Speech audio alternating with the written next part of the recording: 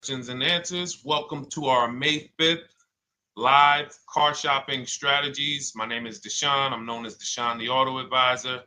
And over the next 60 to 90 minutes, I'm going to be sharing what we call the cars from home philosophy, the way you can shop, get bids, make your car buying simple, empower yourself, and guarantee that you did not leave any money on the table. We're going to talk about a lot of things you may not be familiar with. We're going to talk about things you have not heard before. We're going to tear back some mindsets that the car business has programmed in us for their profit. And we're going to tear down those mindsets because they're costing us thousands and they're making the greediest dealers in this country thousands of dollars. And we're going to get rid of that. So this show is sponsored by my new digital book. It's called Cars from Home, 7 Steps to Saving Time, Money, and Avoiding Dealerships.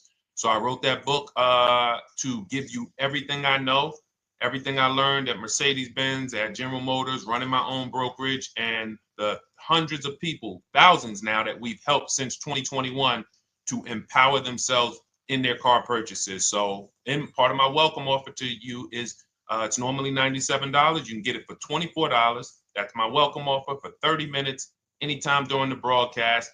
As we go, you can get yours in my TikTok bio, in my Instagram bio, the YouTube comments, and the Facebook comments. It's a 75% off discount as part of my welcome offer for those of you who take action.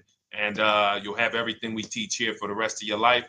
And you'll be able to move the same way you're going to hear me move and the way a lot of people I'm going to show you guys are moving. So no questions off limits. Feel free to start typing your questions. We are live on Instagram, TikTok. Hang on.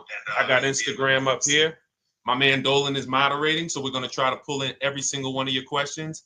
Again, this is our May 5th live. We are live. It is Monday, so let's get to the questions. Okay, we got some coming in already on TikTok, Dolan. I see it is what it is. I'm just going to pull that one. I need to do one on shady mechanic shops. You should. If that's your area of expertise, the public needs to know from someone who's an insider what is going on in mechanic shops. I'm sure they get a lot of value. If you guys want, it is what it is to launch a channel teaching people how to avoid shady mechanic sites, type ones in the chat so he can know that he should go ahead and do that. Or she. I can't see if you're a man or woman. But let's get some questions going. Yasoy Tommy, I see you on TikTok.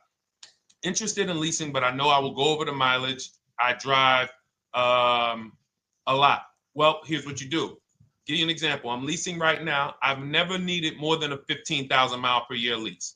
So all of my leases have been 12,000 miles. I've never needed more than a 15,000 mile per year lease. Now, sometimes, that was because my family worked a little further from where we lived. We got a 15,000 mile per year lease, but most of the time I'm getting 12 because that's what I need. That's what I use. Now I'm paying $499 a month for this $55,000 Infinity truck. I got a 1% lease on it. I got my bids, the way we teach at Cars from Home. We're big on multiple offers. That's the only way you're going to save the big money and guarantee you got all the money is to get multiple bids. We teach you how to do that. You can do it by phone too. If you want to try to do it by phone, God bless you. We do it through email. We do it through emails and templates, and that's what we do. But I'm paying $499 a month for 12,000 miles. Now, let's just say I needed 15,000 miles. I would have bumped that lease up, and instead of $499, I'd be paying probably $30 more. So call it $530. Now, let's say I'm a high mileage driver at 20,000 miles. That instead of $530, I would probably be paying $620. And there I got my 20,000 miles per year. So the key is, and this is what you'll hear, people will blame the leases for not understanding that they choose the mileage. The mileage is not selected for you unless you go into a dealer and say, hey, work me up a lease. And then they're going to choose the mileage, probably give you 10,000 miles per year, and then try to close you on that. But that's not the way we shop. We're going to shop and we're going to adjust our miles based on what we need. So if I needed 20,000 miles per year, I would probably be paying $620 instead of $499. If I needed 25,000 miles per year, I would probably be paying $680. So I'm just paying, we get what we need and we enjoy our leases. because when we buy these cars and we drive ridiculous miles, we depreciate our cars, we destroy the value, and then we still have a loan on it in a lot of cases for a vehicle that we have destroyed the value in because we put 60,000 miles on it in 3 years. So our loan is moving very slow, but our vehicle's value is dropping through the ground very fast, which is typically how we end up with $15,000, $20,000, $25,000 in negative equity. I used to see it all the time in dealerships, especially when I was in when Uber took off. When Uber took off, year later, 2 years later, 3 years later, we had tons of people coming in with Hondas, coming in with various cars that had 200,000 miles on them, but they still had 3 and 4 year loans left. And, that's just a recipe for disaster. That's a recipe for disaster. So you should not be leasing, though, if you keep your cars 8 years. Some of you familiar with the 8-year rule, you understand. Everyone should not be leasing. I want to make that clear. Some people say, Deshone, you believe everyone should be leasing? No, I don't. If you are not keeping your cars 8 years, then you should be shopping for below market leases. Don't forget those 2 words, below market leases. Because if you're paying what everyone else is paying for their leases, it's not going to make sense. Some of these strategies are not going to make sense. You need to be getting below market leases.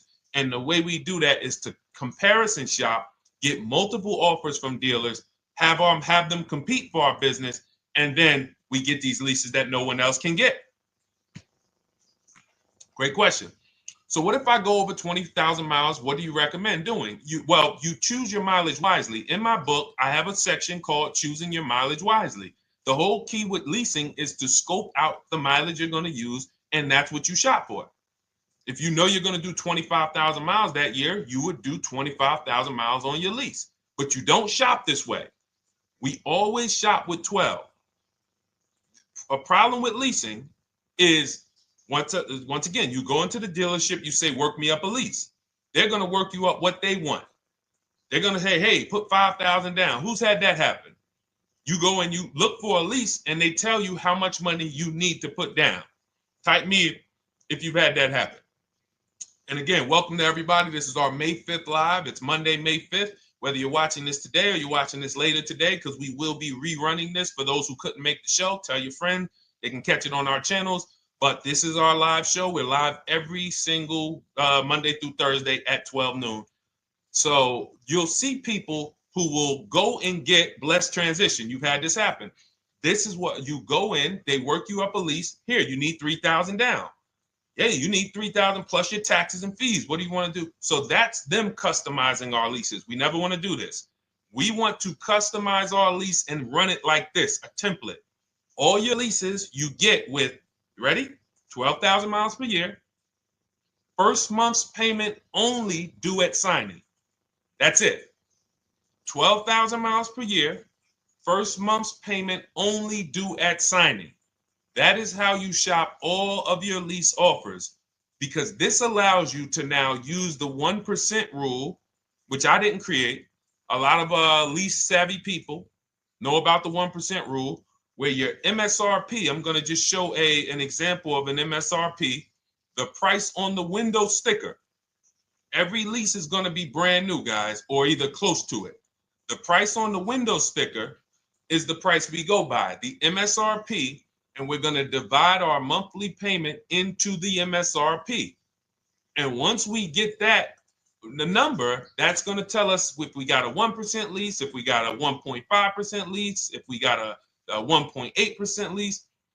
And what we did was I created the 1.5% rule to know we were overpaying for leases. You don't have value when you lease something over 1.5%. But let's keep it to the point. The point is you're shopping all your leases, first month's payment due at signing, 12,000 miles per year, and then you're using the 1% to 1.5% rule to gauge the value. Once you find your best offer, that's when you go and you say, can you please adjust the mileage down to 10,000 because that's all I need, or up to 15,000 or 18,000. You shop your offers with 12. You find your best offer concerning what value is, 1%, 1.2%, 1.4%.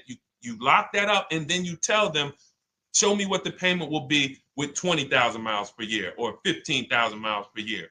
That's going to keep you from walking into these 80% dealers which are never going to give you a below market deal, when they drop their prices, they're never going to drop low enough to beat their competition. That's why their name of the game is them keeping you from checking their competition. And then you avoid these people, you find those deals, and then you adjust the mileage with that dealer. But choosing your mileage is very important with a lease. And that's why you should take 5 minutes, 10 minutes, tally up your lifestyle over the next 3 years, and you choose your mileage that you need. Great question. Let's go, Dolan. I'm getting married today. Congratulations to Ash on Facebook, everybody. Ash is getting married today. Congratulations. May God bless you with a healthy, lifelong marriage. Hallelujah. All right. Angel on YouTube says, can I lease for 36 months, then purchase to have a lower payment instead of buying at a higher payment?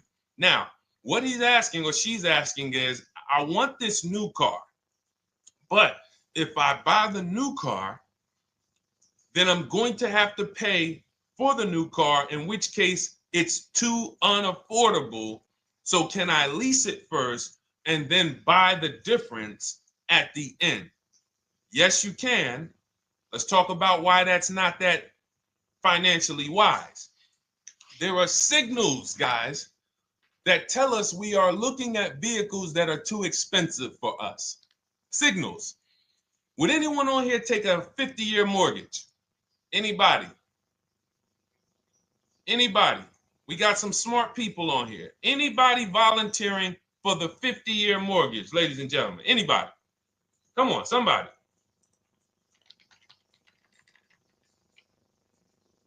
No, why not? Why not? Why is everybody saying no to the 50-year mortgage? Because we know it's ingrained in us that a 50-year mortgage on a house means we can't afford that house, right? Same thing with cars. There's signals. And so when we cannot finance a brand new car and it's affordable, what should we be doing? We should be going to get a pre-owned car. That's what we should be doing. So some of you have the luxury where you could afford both a new version of the car you want, and you can afford a pre-owned version, of course. So you might say, Deshone, I could afford both. I want this car, but I could afford, which one should I get, new or pre-owned? Thank you to the new gifter, Jeffrey Jones. Welcome. The Black King. Thank you so much. Gifter badges. Appreciate everyone who supports this broadcast. Thank you so much. You helped me to keep this information going. So what you're saying is, I could afford both. Which one should I get? In that case, it's a matter of your values. Do you want a brand new car? You want to treat yourself? You only get it every 10 years. So it's like, hey, I only get a new car every 10 years. I'm going to treat myself to a brand new one. Curtis Thomas, thank you for sharing. Or you might say, you know what? I want to go to value play. Even though I could afford a new one, I want to knock 20, 30, 40% off the price, and I want to get me a pre-owned version. So that's the people who could afford both. Some of you, you're like Angel, who like, I want this car, but I can't afford it new. In which case you go pre-owned, because you don't want to lease a car 3 years, even if you get a below market lease deal, great lease payment, turn around and buy the difference, because you're typically going to need a 5 or 6 year loan for the difference. Once you get that 5 or 6 year loan, you add that to your 3 years that you leased the car, and you got 8 to 9 years of payments on the exact same car. 8 to 9 years of payments on the same car. This does not make financial sense to pay that long on a car. This is, you can't reach the reward stage where the car is paid off and you're putting money to the side for maintenance and repairs. You know, you got a paid off car, because the goal with purchasing is to get to that long-term ownership where the car is paid off. I don't owe anything on it. You know, I got a couple $100 I put to the side for maintenance and upkeep, but that's all. That car is paid off. I can keep that thing for 15 years. I can pass it down to my son, my daughter. We got an extra car in the family. That is the value of purchasing. So if you have a payment for 8 years on a car, you don't get to that stage. So that's why before I would ever recommend someone lease and then purchase the balance, I would recommend someone purchase a quality pre-owned car and get it at a below market price. Okay, does that make sense? Okay, everything that we're talking about, guys, is in my new digital book. It's called Cars from Home, 7 Steps to Saving Time, Money, and Avoiding Dealerships. Has everything we teach, because the name of the game is learning how to structure your deals. When should I lease? When should I purchase? And then once you have your structure, getting bids on everything to make sure you don't leave any money on the table. When you get bids on everything, you're never going to lose any money on your trade-in, because you didn't just get one offer on your trade-in, you got bids. You're never going to overpay for your interest rate, because you didn't get one offer on your loan, you got bids. You're never going to overpay for the new car or the used car you're buying, because you didn't get one offer on it, you got bids. And that empowers you to control the transaction. That is what we teach. That's in my new digital book, step by step. You can get your copy for 75% off, normally $97, but it's part of our welcome offer for 30 minutes. You got it in my TikTok bio, Instagram bio, YouTube comments, or the Facebook comments for $24. Okay, enjoy it, use it. All right, let's keep it going. I need to buy a car. I want to know how to buy the advertised new the new SUV vehicle for under $10,000 or even under $20,000. I don't really understand the question. Let me read it again. I need to buy a car, and I want to know how to buy the advertised new vehicle for under $10,000 or even under $20,000. Are you saying that's the discount you're looking for, or are you saying that is my budget? Please let me know. I don't quite understand. Go ahead to the next one, Dolan.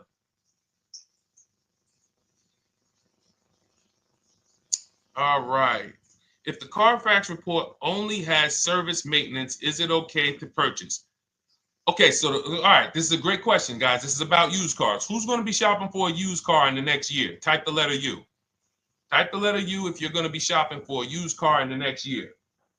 And for those who just joined, this is our Monday, May 5th, live car shopping strategies. So we are live every Monday through Thursday at 12. And for those of you who are watching the rebroadcast later in the day, you can, you'll get your questions answered. Somebody might ask a similar question, or you can join us Monday through Thursday at 12 live. Yes, so we got a lot of people who are going to be shopping for a used car. We got Buffy on Instagram, Fran Bar. Who else? A lot of people not buying? Okay. Instagram, the only people buying used cars? Okay, well, let's talk to you guys. Listen, so here's when you're looking at a used car, what you're focused on is first the service record. First the title history. What is the title history? That means, is it a salvage car? Is it a frame damage car? Is it a now, well, let's start first. Where do we find these cars? Let's start there. We're not going to lots. We're not stumbling onto people's lots. That's what they want.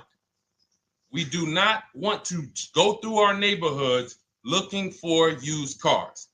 Anybody who does not have a used car on a website, they're trying to take advantage of you, because that is unadvertised, that they don't want to be where the competition is. That is not the way we're going to move. And for years, it was like that. You drive past a dealership on the weekend, you see hey, oh, look, they got this nice yellow car, a nice big red car outside, and you just pull right in. That's 2005 stuff. Now, every used car, we need to be able to compare it to the whole market, which means we need to see it on a website, on a marketplace. So we're opening up, this is called my multiple marketplace strategy. We are opening up, and some of you are going to need a pen if you're going to really, or unless you're going to watch the rebroadcast, because I'm running stuff past you that, you're trying to buy a $30,000, $50,000, $100,000 car. We're not talking about how you're going to get a couple things from Amazon and, set up a little home studio for $2,000. We're talking about the second most expensive purchase most of you are going to make. So it's understand that you're going to need to focus in order to get the most out of what we're talking about. So we're going to go to the marketplaces. The marketplaces are Carvana. They sell their own inventory. CarMax, they sell their own used car inventory. Driveway, they sell their own used car inventory. We're going to go to now dealerships. AutoNation, they sell other people's, they sell their own. They buy and they relist it on their website. But then you have Car Gurus, you have Carfax, you have Kelly's Blue Book, no, not Kelly's Blue Book. You have Auto Trader, Car Gurus. So we're going to all these marketplaces, we open them right up in one tab. So now what we're doing is we're putting in our criteria, and what we want to do, we want to go 100 miles out. Even if you're not willing to drive 100 miles out, you want to see what the whole market looks like within 100 miles. So now, if you know what you can afford, then you can put in your price criteria. I have a tool that I created. It's called the Perfect Budget Calculator. Some people who have my book, you've used it, where you put in your down payment preferred, you put in your interest rate, you put in any equity from your old car, and it tells you, because what you tend to miss is the fees. That's what you tend to miss. So if you're not using this calculator that we created, you want to add another $2,000 or so, because you got to factor in the fees in that budget. Some of you go out and say, man, I think I could afford $30,000. Then when you find your car, they bump you up to $33,000 because you didn't factor in the taxes and fees. So this calculator does it for you in my book, and everything we use the Perfect Budget Calculator. But if you're not using it, just estimate another, a little higher. Now you put all of that into the marketplaces. Now you're looking for what the inventory is. Now, here's the reason why you must open up all these marketplaces. First reason, they have different cars on them. Carvana and CarMax has different cars than Car Gurus, Cars.com, Auto Trader. There's different cars on them. Another reason we need to open it up is because sometimes you'll see one car here on Car Gurus for $31,000, and then you'll see that on Auto Trader they marked it down $2,000. It's $29,000. And you're like, wait, why the heck is it lower? This is the same car. Well, it could be because this marketplace got the notification first to lower the price, and maybe this one takes a little longer to see that, oh, maybe that takes 24 hours before their updates take effect. So that's why you want to open up all these marketplaces. Now you're narrowing this down first based on your color choices, what options you want, your models, and now we're starting to narrow this thing down. So we're narrowing it down. Now we start to look at the history of these cars. This is the best way to start narrowing down your used car search. Let's now dive into the history. I need the Carfax. Now, some of these websites will give you a free Carfax. Some of them will try to make you buy a Carfax. Now, I'm going to give you one of the secret strategies that we've been using for years in my book, and I'll tell you it right now. It is how we get free Carfaxes, because when we get to most vehicles, you guys, for those of you who are just meeting me, I worked in Mercedes-Benz for 5 years and General Motors for 5 years, and I ran my own brokerage. I started it in 2016, and I ran that while I worked at the car dealership. So I have a lot of experience and have seen a lot, and that's why I'm able to teach these things. I also love numbers. But one of the things that I know is almost every dealership has a contract with Carfax. So every dealership, we pay Carfax already. So what we're able to do is when we list our inventory on our websites, we're able to list the Carfax with it. We're able to provide that free of charge. But when we pay Auto Trader or Cars.com or Car Gurus, we are not able to actually push our Carfax to that marketplace. But if you come to our website and you find the vehicle on our website, most times you will find the Carfax for free. That is what we have been doing for years. So that now we have the Carfax, because the Carfax is the only way we can see those service records right now, because we've already narrowed it down based on, first thing we're doing is we're looking at title history, frame damage, salvage title, rebuilt title, total loss. That's the type of vehicle. The next thing we're doing to narrow it down, which is where many of you get in trouble, is you're looking at the service records. Skipping service records, buying used cars without seeing service records is disaster. The biggest indicator on if a vehicle was taken care of is what is on those service records. And if you can't see those service records, then I would not buy the car. Somebody say, oh, I'm changing the oil myself. If you don't have proof that you have changed the oil yourself, I cannot see it. I cannot see that you have maintenance this car, and that's a turnoff for me. Because now when you drive that car a year later, 2 years later, things start happening. You have no one to blame but yourself. Now the regret kicks in. Man, I knew I shouldn't have got this. But chances are, if you find a quality vehicle and you see service records on that previous owner's report, that's going to lead to a quality experience. Okay, so that's pretty much how the initial part of our multiple marketplace strategy. As you can see, we have this to a science. Nothing that we're doing is by chance. Nothing we're doing is on a whim. That is it. But let's go to some more questions. And I think the biggest thing I want everyone to understand so far is that we don't wing anything in this process. There's nothing, everything that I'm teaching you is going to be out of our systems. Now, some of you have different learning styles. So let's address this. Again, welcome to our May 5th, Monday, May 5th live. We're live Monday through Thursdays at 12 noon. And we rebroadcast this for those who couldn't make it. You can share this with your family. Tell them, hey, visit Deshone the Auto Advisor's channel. He did a great show earlier. He answered some questions that everyone had. You can watch the broadcast all through the rest of the day. Now, but we're live every week, but we're live right now. So now the biggest, some of your learning style is different. What we teach is we have the ultimate do-it-yourself guide. This book is rated 5 stars. Thank you to everyone who's rated it on Goodreads. Just pull it up right here. For those of you who are actually on Instagram or YouTube, TikTok, you won't be able to see this right now. But the book is rated 5 stars. We appreciate you.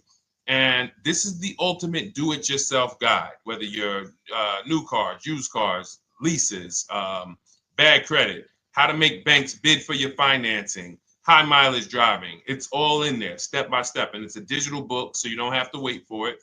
As soon as you get and hopefully you get there before the 30 minutes, so you get your copy for the $24 instead of the $97. That's our welcome offer. But that's your do-it-yourself guide. Some of you, you're a do-it-with-you person, and that's Shop with Deshone. You like videos instead of reading.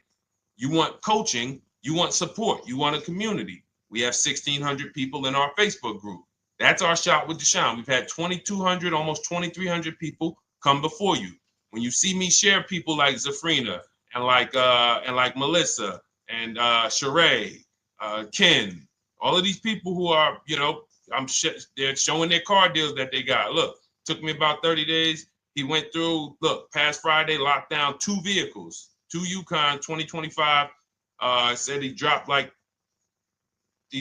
sold the BMW. They dropped the price down to 70 grand. So they took off like 5,200 for him.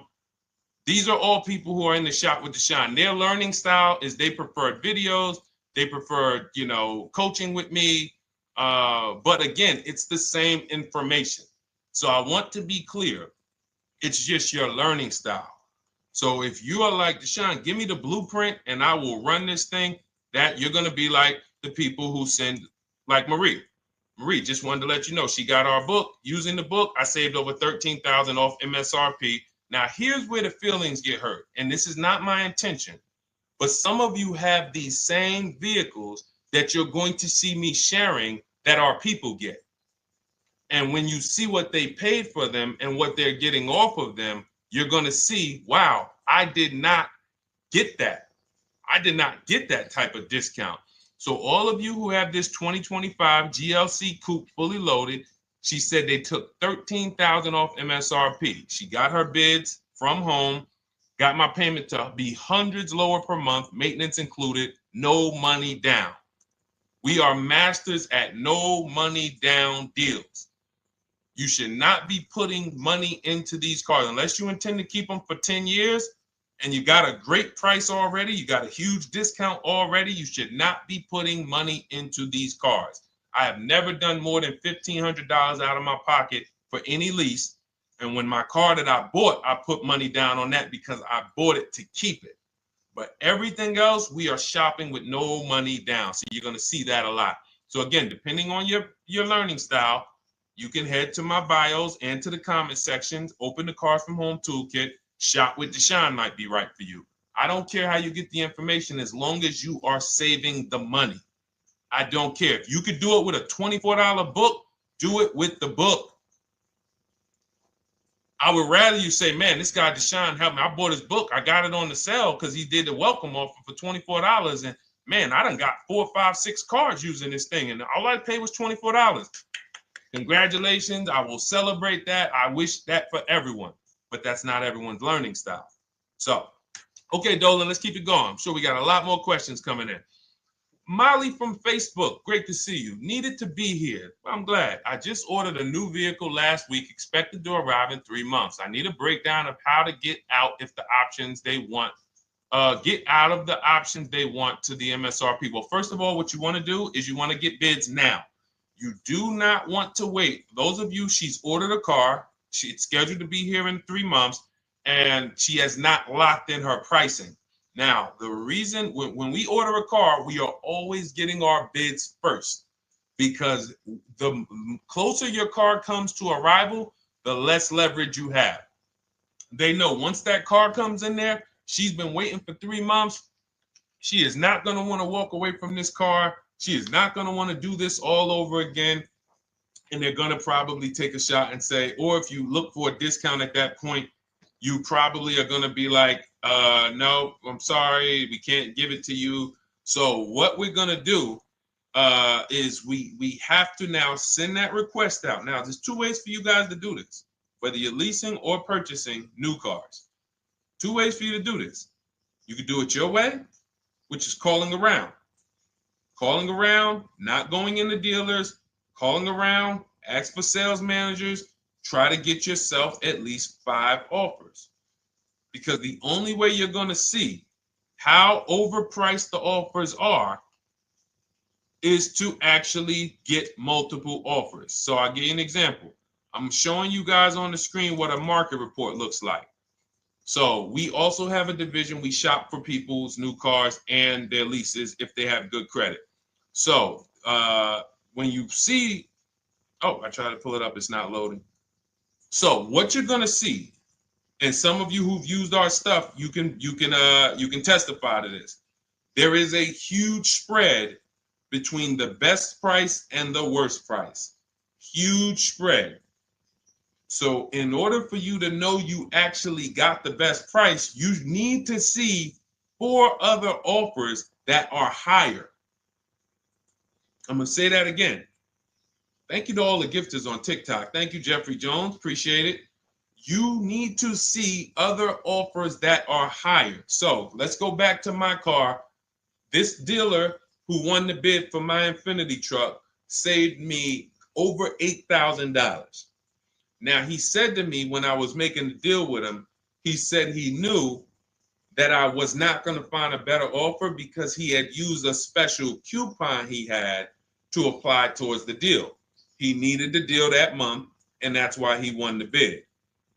So he's able to take off $8,000. If I was purchasing, I would have got $8,000 off the price.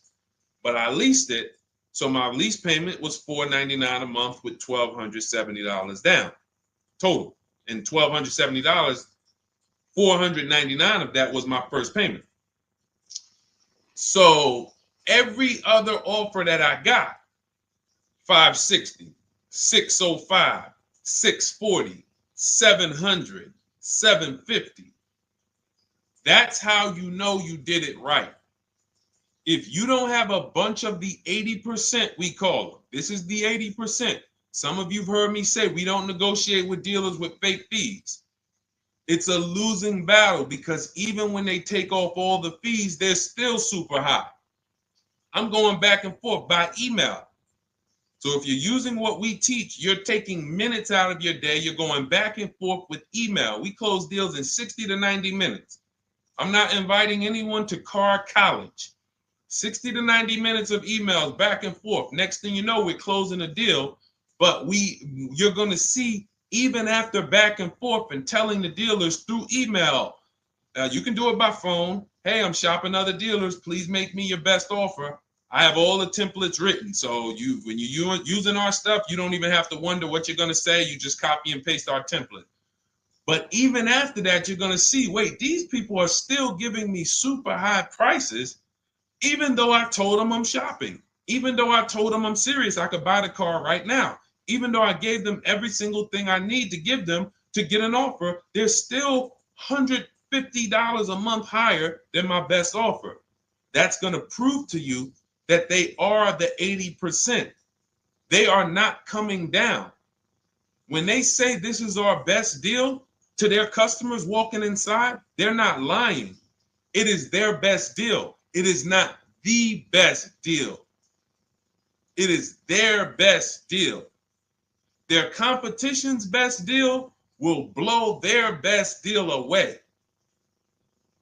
And the only way you do that is by getting bids.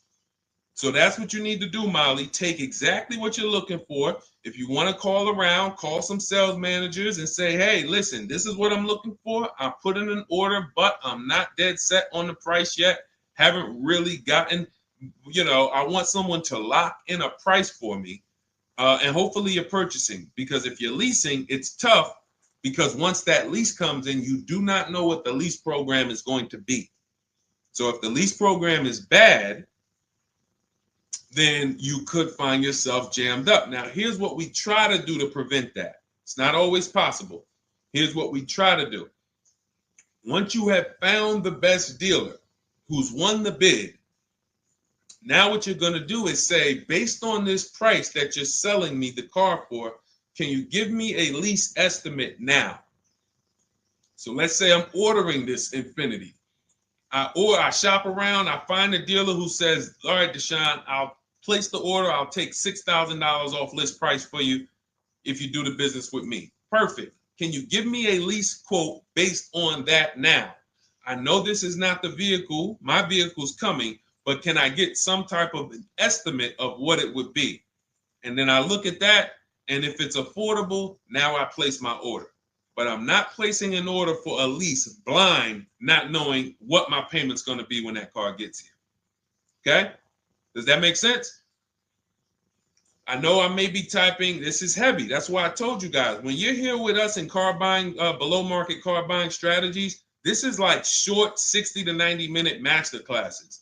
This is not lives where I'm showing you how to make macaroni and cheese and turkey and like, okay, yeah, you got your music playing in the background. Hey, listen, all right, what I need? Oh, hand me the Sazon. No, you could do multiple things.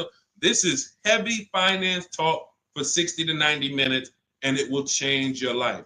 And I just saw my girl, Lisa. Lisa, good to see you. Lisa's been, she's been learning from us and rocking with Cars from Home. Let me see. I'm glad you clarified, even if no money down on the lease, you still really have to give them the first month's amount. Yes, I don't know what I'm going to do yet, buy or lease. No matter, I'm learning lots and sharing with my peeps. Thank you, Lisa. Thank you. Now, technically, you don't have to give them the first month's payment either. What I do is our templates all involve shopping, first month payment due at signing. But if I wanted to, so let's say, for example, on this $499 a month lease I got on the Infiniti, and I'll actually will add this because I'm glad you said that. The lease that's your first month's payment, so it's not considered money down. It's considered your first month's payment because you're leasing, you're paying 36 months or 39 months. We don't do 4-year leases.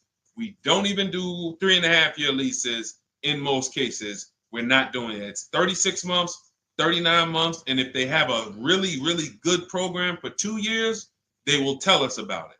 But we shop for 36 months. But you can tell that if I wanted to tell them, you know what, I want to do a straight sign and drive, I don't even want to give you the $499 for the first payment, which means you're asking them to pay the first payment, then it would have just been $500 going back into the cap cost, which would raise the payment probably with interest and taxes, maybe 15, 17 bucks, something like that. So if I truly wanted to bring nothing to the table, I can just have them to, cap the first month's payment. You can do that. You can do that. So you can ask any questions. I know you're in our Facebook group, and so you let us know. But the 8-year rule is your basis for leasing versus buying. The 8-year rule, when you guys open up my book, you'll hear me talk about this. I'm going to make a whole lot more videos about the 8-year rule because it is the parameters for how to know whether to lease or buy. It takes into account how drastic cars depreciate. They lose value like crazy. All the losses are in the first 5 to 7 years, and you don't win until you've kept the car at least 8 years, compared to someone who's getting a below market lease. So let's take an example. You look at somebody like, Brian. Brian got my book. Just finalized my first ever lease using your system. 2025 HRV Sport all-wheel drive, $30,000, $505 MSRP. So this is a $31,000 vehicle almost, and he got it for $395 a month, which is a 1.2% lease, no money down. Now, his initial quote from this dealer was $434. This is the winning dealer. But in my book and in our systems, we have a counter offer calculator where we put all the offers we get into the calculator, and then it calculates the best offer and it tells us what to counter.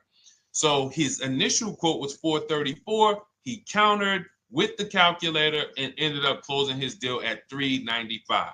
So these are the people that, for all of you who you're like, wow, are there any cars out there with a $300 payment anymore? Well, if you're buying a car, you are buying it at a $300 payment. You could only spend, who knows, every $5,000 on a vehicle is about how much per month. Every $5,000, when you're looking at a car, every $5,000 on a 5-year loan, which is what you should be defaulting to, is about how much per month. Thank you, Nikki. Nikki got a #1 gifter badge. And I don't really know what all of that stuff means, but I definitely appreciate it. The Black King, thank you so much. I just know it means you guys support the show. So I appreciate it. So who knows? Every Nucci Graham is and I wanna Nucci Graham will address you next, because as soon as you get your book, on the thank you page it says, "Thank you for your purchase. Click below to open your book." So we'll address that shortly. But okay, thank you, Lisa. Yes, every $5,000, and Nikki, $100. So this keeps you in the safe zone. When you are looking for how much loan I'm going to take, you are looking and saying, every $5,000 is going to cost me roughly $100 per month. So if I want to spend $400, then my loan needs to be about $20,000, which means I'm looking at this car. If I'm going to buy it for $23,000 plus fees, and I want to be at $400, I'm going to have to come up with some more money down, because I need to get my payment here. I need a $20,000 loan. I'm not going to go in looking at a $20,000 car and thinking, man, can they get me to $250 a month on this? No money down, because the math doesn't make sense. Because the only way they can get you to that is to put you in a 7 or 8 or 9 year loan, which is a horrible deal. And they've done it to a lot of people, because you go in and you just say, get me to this monthly payment. And they're like, well, you didn't say how long. You come in later, hey, man, my loan is, I remember, man, a guy called me, and this is, unfortunately, people are not trained to look at how long their loan is. Early in my career, I think I was still with General Motors, and a guy came in and he had some vehicle, And he was like, you know, D, could you look at this, man, and tell me, because I don't, you know, I'm trying to get out this thing, man. They telling me I can't get out of it now. That's a recipe. You bury yourself when you make these types of moves. They're saying I can't get out. I looked at his contract. It was a 96-month loan. 96-month loan. So he's in a 96-month loan at a high payment. He's going nowhere. And what it came from is him going in and saying, hey, get me to this payment. My payment's affordable, but how long is the payment? That determines what you're paying for the car. So when we say, yo, are there $300 payments out there? I'm showing you. Leasing, there's cars you can drive 30,000 miles, $30,000 cars, beautiful vehicles, payments in the threes when you're shopping and getting bids, and you're finding vehicles with great lease deals. At the same time, on a pre-owned car, that's only going to get you under 20 grand, between 15 and 20 grand. So it's about getting the most for your money. And getting the most for your money, you must take into account the 8-year rule. If I'm not keeping a car 8 years, I should be shopping for a below market lease. I'm not tying up any of my money in this car because I'm not keeping it long enough to have all of that money benefit me. Does that make sense? Type ones if that makes sense. Type dollar signs if that makes sense, because this is about money. If I'm not keeping the car 8 years, then all the money I'm going to tie up in the car to pay for it, to pay off the loan, to do the maintenance, to change the tires, to change the brakes, to change the oil, to change the brake fluid, the transmission, all of the money I'm putting in that car, just normal maintenance. I didn't say anything broke. Normal maintenance over 7 years. I'm not going to keep the car long enough to have that make sense. Whereas had I leased, I'm just below market leases. I'm just literally paying cents on the dollar, changing my oil. Most of the times I'm out the car before I need brakes, unless some of you are driving 15,000 mile a year leases, and then sometimes you will replace the brake, but it still does not compare to the cost of purchasing. And you know, throughout the show, I'm gonna show a lot more lease deals and a lot more discounts. But the reason why I show you guys the lease deals is because the money doesn't lie. Unless you're just hell bent on paying more, the money does not lie. You can't compare when I was, you know, I'm driving $40,000 cars, my payments have a 3 in front of them, and my friends are driving $20,000 cars and their payments have a 3 in front of them. And those cars are used, need maintenance, you know, warranties done ran out after 4 years. I'm over here driving brand new cars, problem free, and they're paying the same amount or more than me, and they're driving inferior products. And then once they really get tired of the car, they go ahead and they trade it in and they start the process all over again. So it's bad financial advice that the car business never trained on, and they just love for people to be ignorant. But we're not going to be ignorant here. All right, Dolan, let's keep it going. By the way, all of you who just joined, this is our Monday, May 5th live. We are live every Monday through Thursday at noon. So for those of you who may be watching the rebroadcast, we rebroadcast the show all through the day. So for those who missed the show, you can either, you know, or some of you want to tell your friends, oh, hey, you're shopping for a car, go watch this show. And we'll rebroadcast this show all through the day. And we rebroadcast all the episodes through the weekend. So for those of you who didn't have time, you're like, man, I want to catch up on all the shows, all the questions that were asked. We'll rebroadcast those through the weekend. But we are live every Monday through Thursday between 12 and usually 1:30. You can have your friends and family tap in. You can bring your questions, and we try to get to as many as we can. All right, Dolan, let's keep it moving. Let's get to some more. What are the companies for loans? Well, there's a lot of them. First thing you want to do is, so we teach something called the bank bidding war. This is a question, because here's my question to you guys. Where do you get your car loans from? Here's my question to you.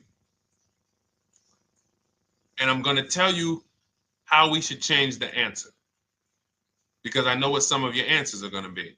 Where do you get your car loan from? Some of you are going to say my bank. Some of you are going to say the credit union. Some of you are going to say the dealership. But all of those are not the answers we want to go with anymore. Here's the answer. You got it, Nikki. I love Nikki.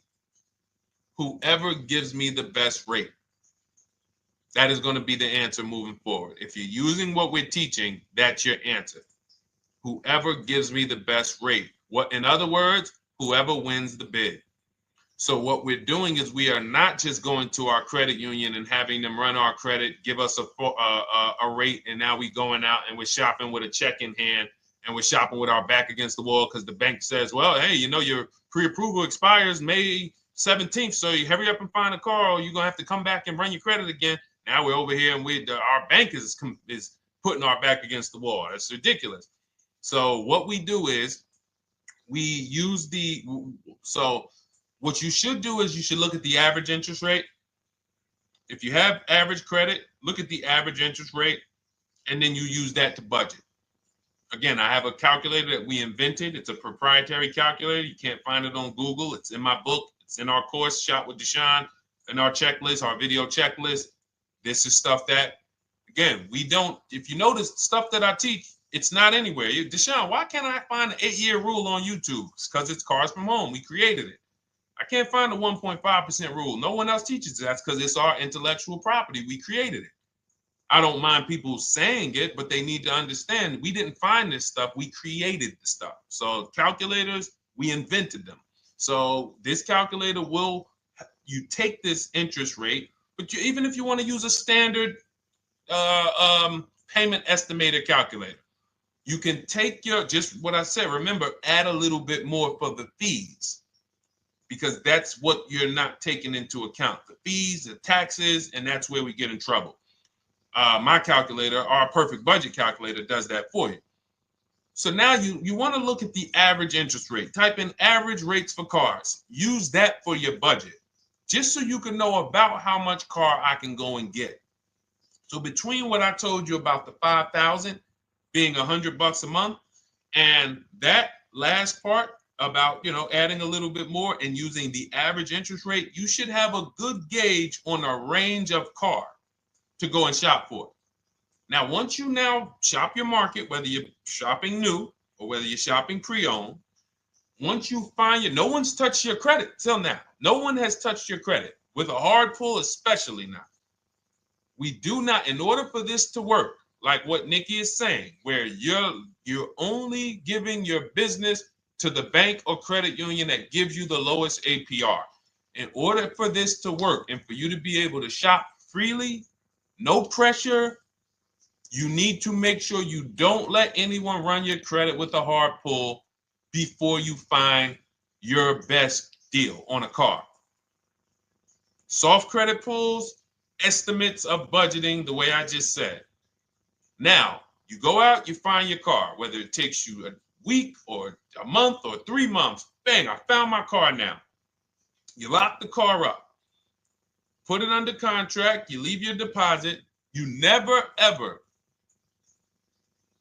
How soon when you get a car does the dealership want you to take it?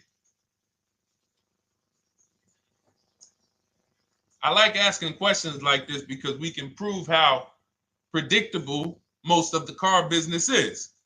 How soon after you purchase a car does the dealership want you to take it? Thank you, Janae. Immediately. Now, the reason for that is, there's various reasons. There's various reasons.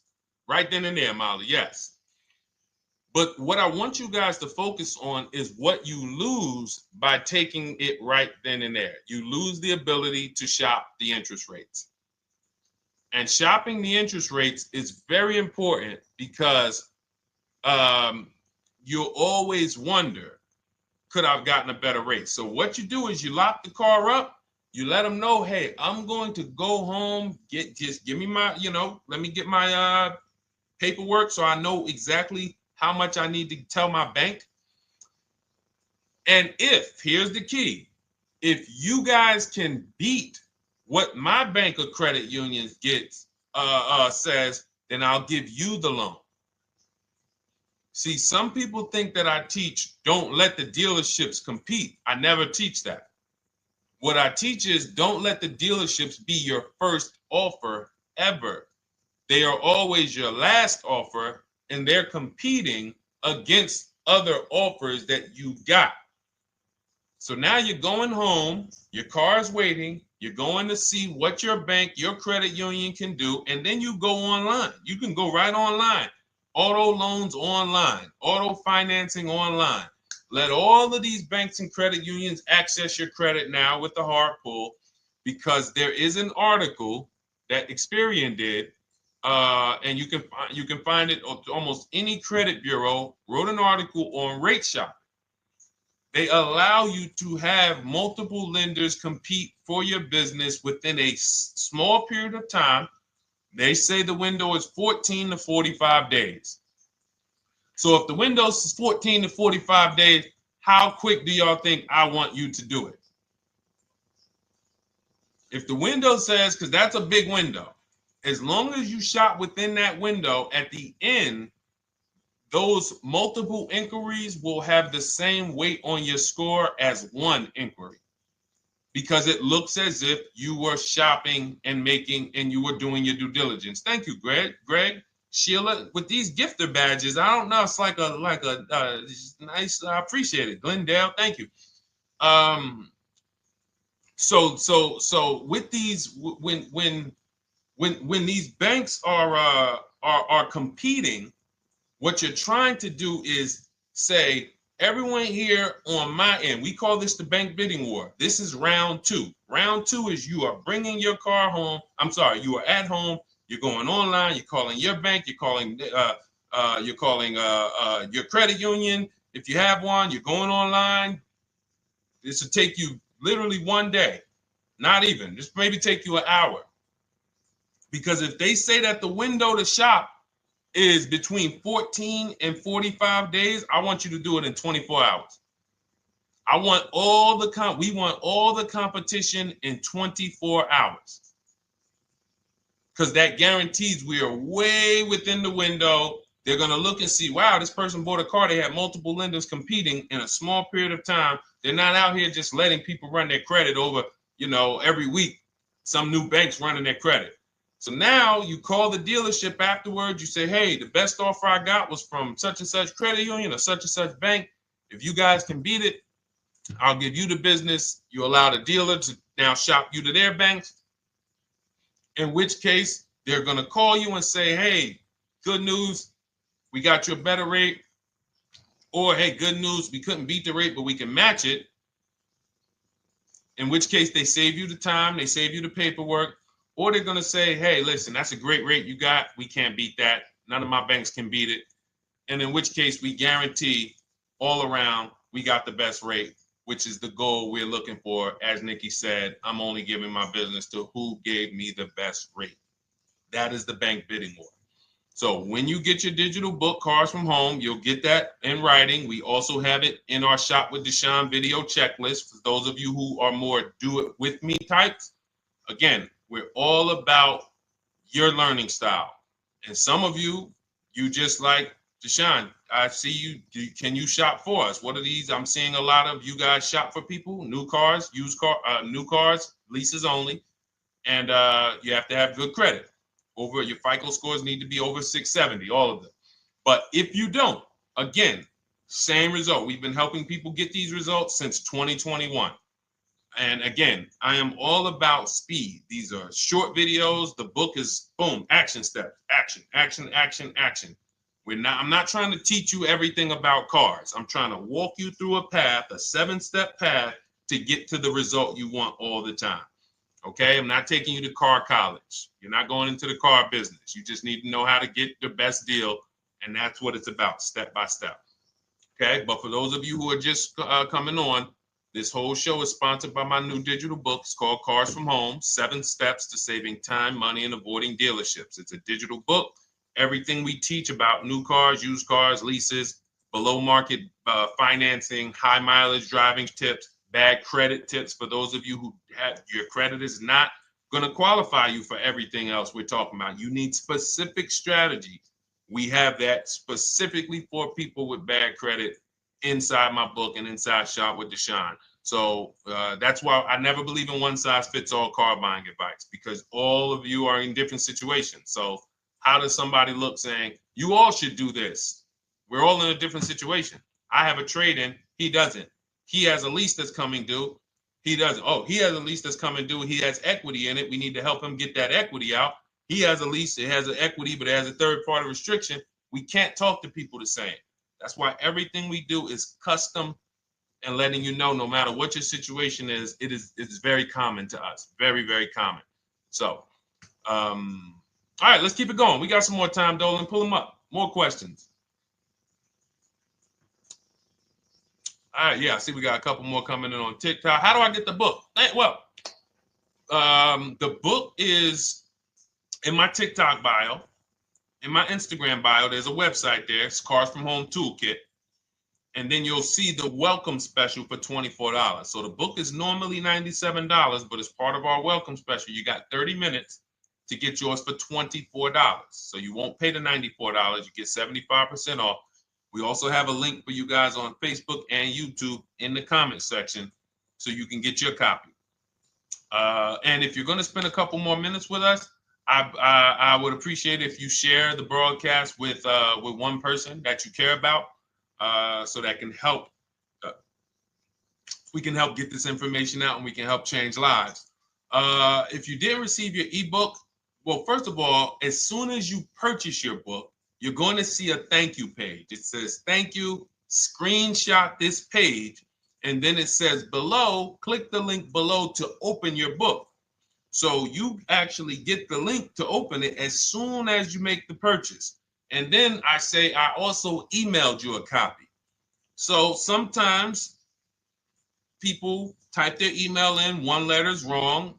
Obviously, we can't send a book to an incorrect email, which is why I have my support team's email right on there, so that if you don't see that book within 5 to 10 minutes, you email my support team, hey, I didn't get the book. They'll get you the book right away. So as you can see, I want you to, Dolan, can you put up, do we have anywhere with, we can put up the support team's email for this person, and just send an email to support. There you go. Thank you so much. Support at Deshone the Auto Advisor. Thank you, Dolan. Best moderator in the world.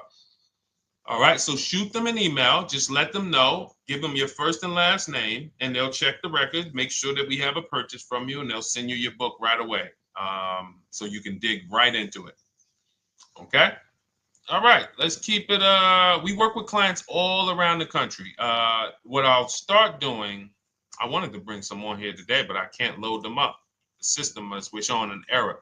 So I got a lot of people. I always bring tests. I always like to show results. So, you know, I'm a results person. So you'll see a lot of people that I share. Brian, who has our book, and, you know, his lease, Marie with her $13,000 off.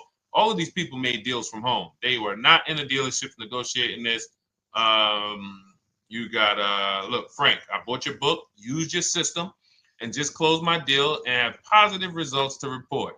I love when y'all email me, by the way. Like, please continue to do this. A caveat is I wanted a just released 2026 Genesis G70 Advanced, and there are no incentives. I could have gotten incentives on the 2025. However, I wanted the 2026, and I was willing to pay. So even with high demand cars, even with cars that are rare, this is the situation. I reached out to 20 dealers, and I received 9 offers for 36 months, 12,000 miles on a $58,000 MSRP. The initial offers range from $1049 to $901, with everything in between. I counter offered using the calculator that we have, and closed the deal at $815 on a $58,000 MSRP. That's a 1.4% deal. Now, mind you, that on a vehicle on a 2026 with no incentives, which means every bit of that was the dealer taking off money for him. He probably had to get at least $5-6 grand off to have that deal come in the 8s, when other dealers were quoting him 9 up to 10 and, you know, mid $1,000 range. So, you know, but so I show the book testimonials. I show my Shop with Deshone testimonials. But I want to start bringing these market reports so you guys could actually see that's our team shopping all around the country. And that allows us to stay, we're able to just stay on top of the market, like from state to state. It proves like this stuff is not, oh, if you're in New Jersey, the deals are better. Hey, if you're in Florida, the deals are better. If it's California, we don't have deals out here. All of this stuff is not true. And thank God we have people using the Cars from Home systems, be it by book or be it by our video checklist, or be it us shopping for people all around the country where we can tell you beyond a shadow of a doubt. I can show you market reports from Texas, from Oklahoma, from South Dakota. We did a deal for a Mazda, a South Dakota deal, Nebraska, California, Florida, Georgia. We're shopping for people all around the country. And there's great deals everywhere in the country when you know how to make dealers bid. Because you're always going to find that 20% dealer who just wants to beat their competition. They're the best in the region. And you got to go out to find them. You got to have a system to find them. Because most of the dealers are not them. Most of the dealers are the 80%. That's just the way it works. It's a numbers game. And the 80% are very expensive. And when you walk into the 80%, they'll go down. You're like, oh man, all right, can you take off? Can you get me down? Like, yeah, man, you're like $150 a month higher than where I could be, my max. And they go back and forth. They're like, man, I could take off $50 a month. Ah, man, that's the best you could do. And then next thing you know, you get down to 100. Yeah, all right, we'll take off $100 a month. And you're like, all right, I guess I'll take that. You don't realize that a 20% dealer, not only were they nowhere near your max budget, they were $100 less than your max. You're talking to the 80%. The 80%, when they come down, they're still here. The 20% are here.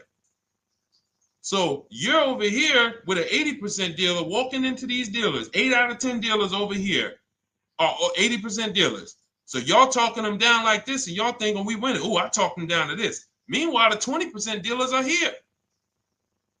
20% dealers will launch a bid. We gotta cut. Oh man, if this thing wasn't broken, tomorrow's show, I'm gonna bring on a lot more market reports. We got dealers who come right out. We getting offers 700, 790, 820. Dealer come right out 650. Boom, blow everybody away. Like, oh, let's go. We got a winner. Looks like we got a winner here. That's it. And then it becomes fun. As you can see, this is fun for us. When you change the way we shop, you shop and you start to you're going to be the prize. You're going to be the prize. So anyway, let's keep it moving. For those of you who have gotten your book, I look forward to you using it, empowering yourself, having these same results. For those who didn't know about the book, it is a digital book. You can get your copy for 75% off for 30 minutes in my TikTok bio, my Instagram bio, the YouTube comments, and the Facebook comment. And for those of you who've been on and you still don't quite trust us, you want to get started with maybe some free advice, go grab our cheat sheets. We have our free cheat sheets in my Cars from Home toolkit, totally free. Test us. Look at the cheat sheets, look at the strategies, look at the emails I'm going to send, guiding. Like I don't play around. So if you want to just say, test out, let me hear some free advice, start with our cheat sheets. All right. Yes, I'd actually answered that when I read that comment, Dolan, on TikTok about do we work with clients in New Jersey and New York? Well, yes. When it comes to shopping done for you, if you open the Cars from Home toolkit and you're like, Deshone, I just want to relax at home. You guys go shop the market for me. If you have good credit, FICO scores over 670, and you have and you're shopping for a new car or a lease, you can book a call with us and we can see if we can help you. Book a 10-minute call. It's free. And we can see if we can help you. Is it best to lease a car if you're currently underwater? Ooh, if I was underwater right now, let's just say I have 15,000 negative equity. I made a bad deal during the pandemic. I'm upside down and I'm like, man, I got to get out of this car. But and first of all, I know I should be leasing because now we know the 8-year rule. The 8-year rule says if we're not buying our cars to keep them at least 8 years, we should be shopping for below market leases. We're going to pay a lot less money. Below market leases, not normal leases. Very important. So what I'm going to do is I'm going to actually right now look for an electric vehicle that I could lease because some electric vehicles right now, we're getting under 1%. We're getting 0.88% leases. We're getting 0.79% leases, because if you do your bidding, you're going to see. Now, again, if you want to call around for your multiple offers, you can do that. I'd rather you call around than to do what you've been doing. I'd rather you, with your new cars and your leases, call around before you walk. That's better than what you've been doing. But if you're like, Deshone, I don't want to talk. I don't want to wonder what I'm going to say. I just want to copy and paste. That's the Cars from Home way. Either way, you get your 5 offers, and you're going to see now, my best offer on this $40,000 electric car might be $320 a month. So I'm now driving a $40,000 car. If I didn't have my negative equity, then I would be driving it for $320. But now I got to bring this negative equity over. Now, the reason why you want to look at these electric cars for this is because if you try to bring a bunch of negative equity over, what ends up happening is you're now messing up the loan to value ratios, and the bank won't approve it.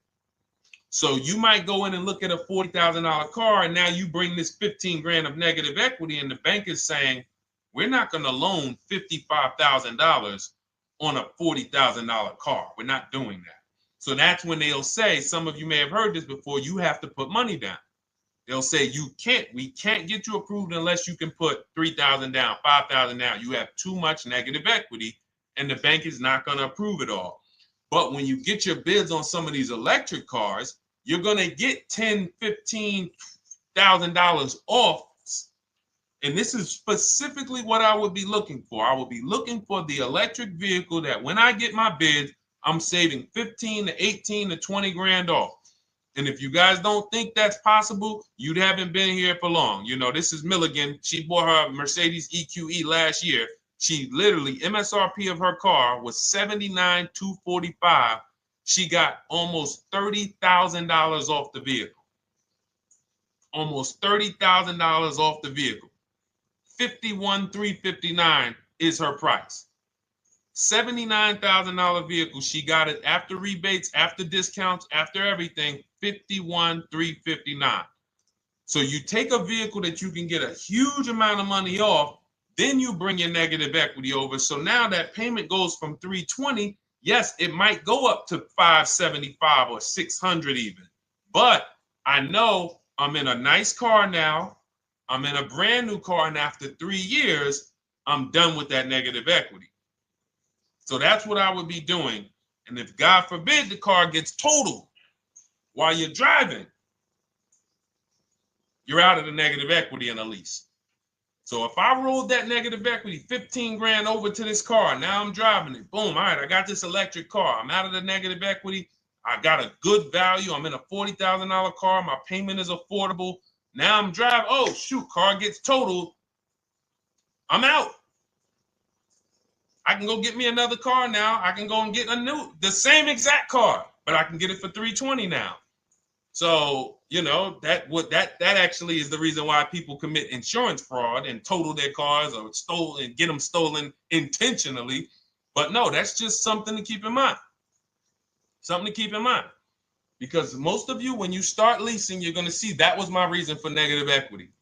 That was my reason I kept having negative equity, is because I wasn't leasing. And that was the reason I was paying more money for cars than I should have, because I wasn't leasing. And again, the key is getting below market leases. You walk into a dealership and say, work me up a lease, you're not going to have these payments that, you know, we're talking about here. It has to be below market leases. That comes through multiple offers. Only way. All right, let's keep it going. A lot more questions. No gap then. Is that your first time leasing? Well, no, we'll get to that. I see it's a little conversation happening on TikTok over here. By the way, everyone, this is our Monday, May 5th live. We're live Monday through Thursday. Tell your friends, please. I would love for those of you who are going to keep joining us to see some friends tomorrow, family members tomorrow, co-workers. When you are at work, when you're talking to people, if they say they're car shopping, I would love for you to invite them to our live shows Monday through Thursday at 12. And if they couldn't make the show, we will rebroadcast each episode for the rest of the day. So after today, after we end the show, if you guys want to refresh on some things or you want to whatever, you want to send people, we will rebroadcast this episode for the rest of the day. And then on the weekends, we put together a weekly compilation. We broadcast them all just for the people who couldn't make the live shows. But every Monday through Thursday, we are here. And yes, happy Cinco de Mayo to you too, Nikki, and to everyone who celebrates. All right, what do you think about waiting till December month, mid-month to buy a vehicle? I do not. Dealers need cars to sell before that. It's a myth. All right, we're going to dispel a myth, okay? When have we been taught that the best time to buy a car is? Thank you to everyone running up the likes on TikTok. We're at 3,400 likes. Every time you hear something you like, you double tap the screen. That makes a big difference. It sends a message to TikTok that we're doing something good over here. Okay, end of the month. Yes, sweet now. End of the month. So we're gonna peel, like I told you guys when we started the broadcast, right? We are gonna, yes, Molly, last day of the month, right? So this is what we have been taught. Last day of the month, come on in. That's where your deals are, right? Let's look at this logically. As a former car salesperson, the times where where I saw the dealer or myself being the most desperate was the times where we did not have a lot of customers. Sometimes you look up, it's the 10th of the month. They call us into a sales meeting. They say, hey, guys, we got to sell 200 new cars this month. We are only at 40. We are way behind. We are tracking way behind. Call anyone you know who's a real customer. We are entertaining every reasonable offer. Now, you've been taught there's a group of people that we know are coming at the end of the month. There's a group of people that we know that last weekend they're going to rush.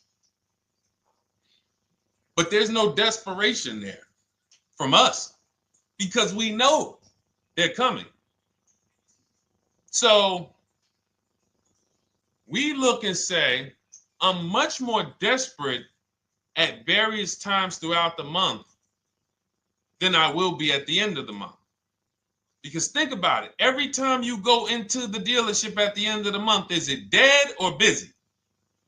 You go into the dealership most of the time at the end of the month, is it dead or busy?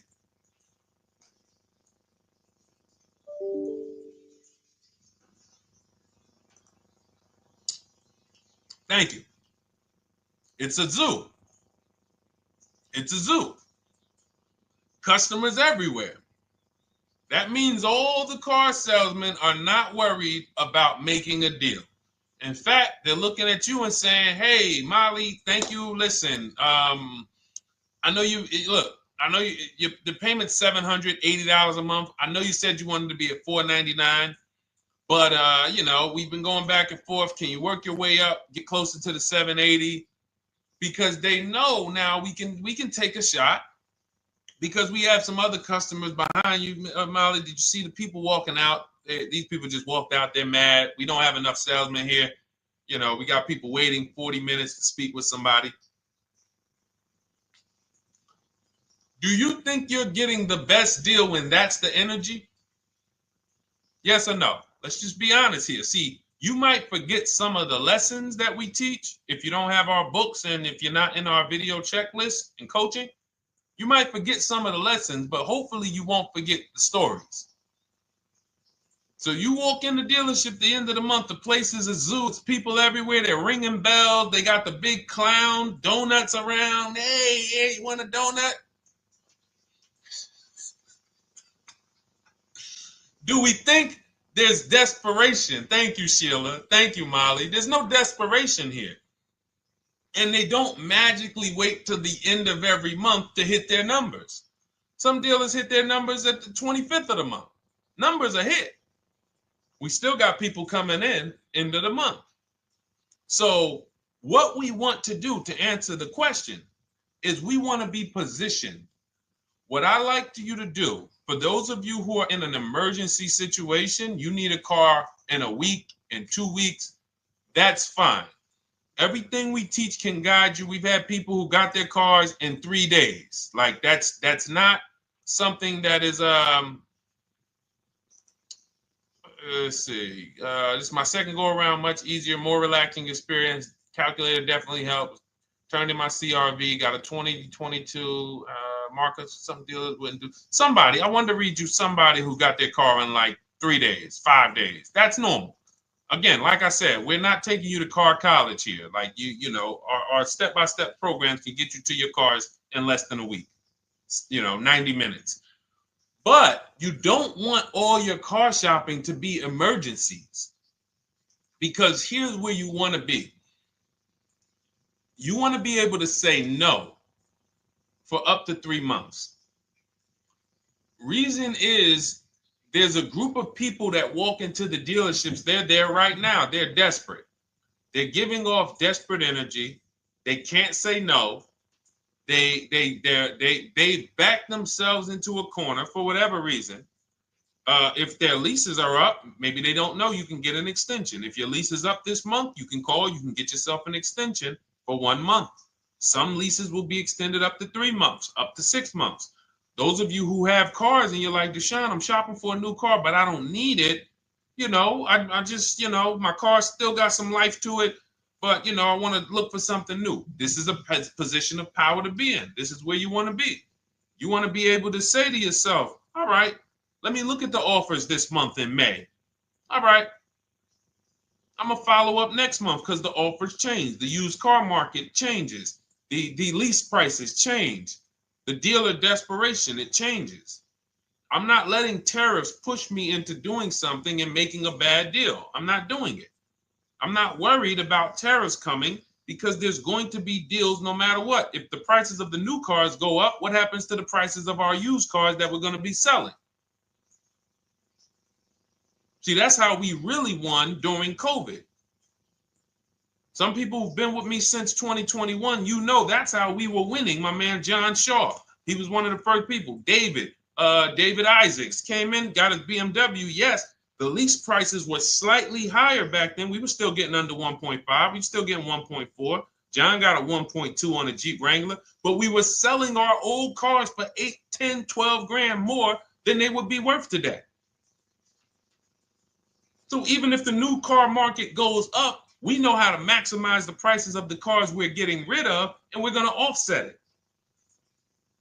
So we want to position ourselves to be able to say no. That is the strength. That's the leverage where we can say, you know what? All right, I'm going to follow up next month.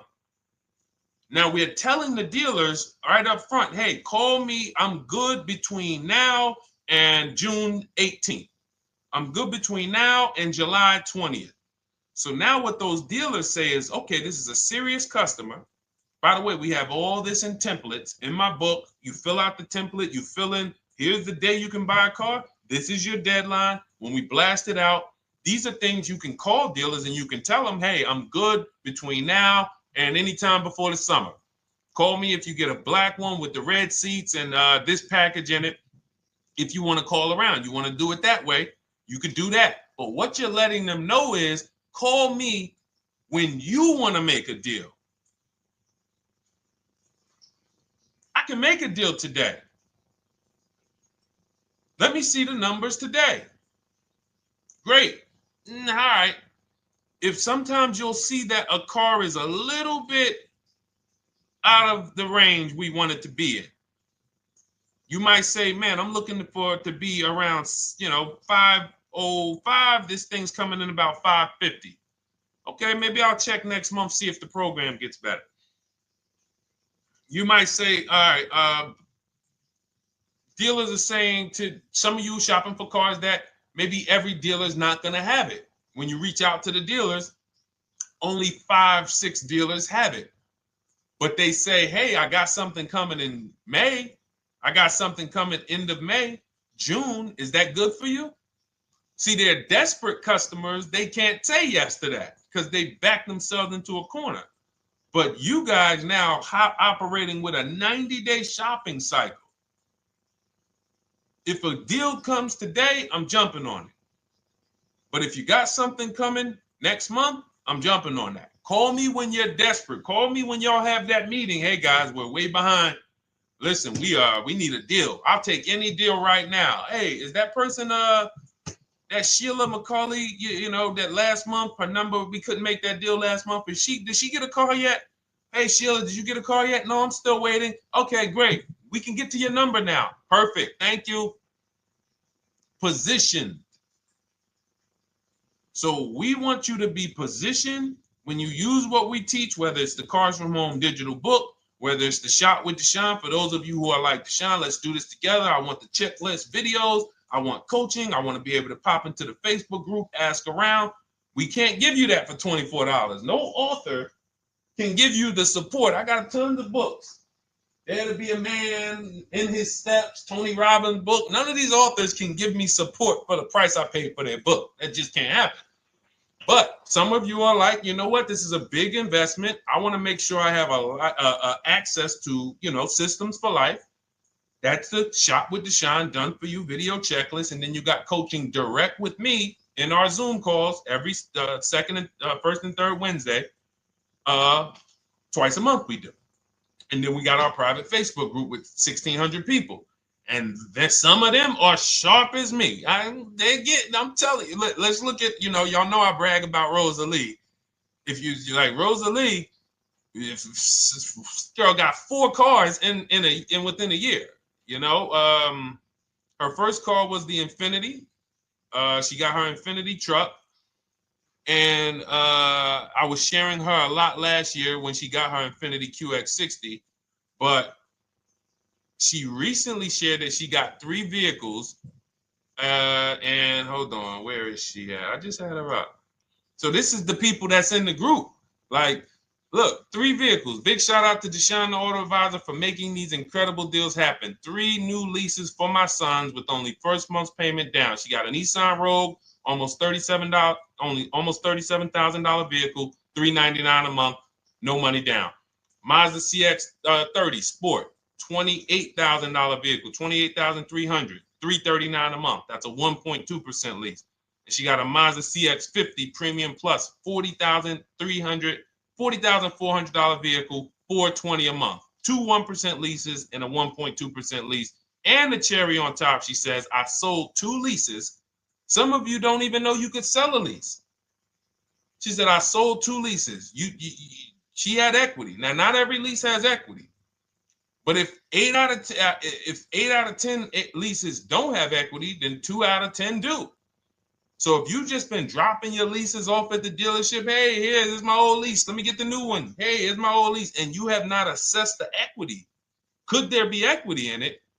Imagine how much money you've left on the table. Imagine how much, wow, I didn't even know you could sell leases. She sold 2 leases, 2 2021 Elantras, walked away with $6,737 in equity. Deshone, I could not have done this without you. Your program is a game changer. So this is what we want. We want empowered car shoppers. We want people who are not intimidated.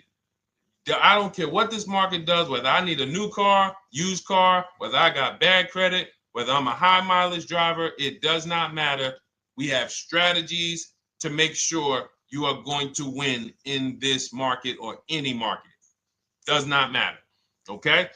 So, for those of you who don't know, the whole show was sponsored by my new digital book. It's called Cars from Home, 7 Steps to Saving Time, Money, and Avoiding Dealerships. It's 5-star rated. Thank you to everyone who's rated it, reviewed it. It has everything we teach in a step-by-step format. It's normally $97, but as part of our welcome offer, you can get yours for $24 in my TikTok bio, in my Instagram bio. Click that website. It's the carsfromhometoolkit.com.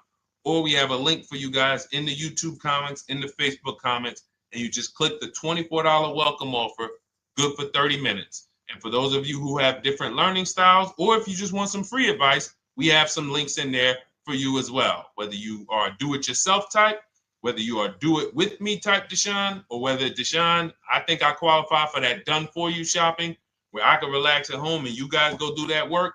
Or like I said, you want the free advice, just start with our cheat sheets and you can go from there. Whatever is right for you, you get it done. We just want to move you from anxiety, from, oh, I don't know what to say, from watching people online who call dealers and negotiate. Hey, take off $5,000 so I can have a viral video. And now you're talking to an 80% dealer. So the 80% dealer has the $5,000 to take off. So you look like, hey, yeah, see, I just got them to take off $5,000.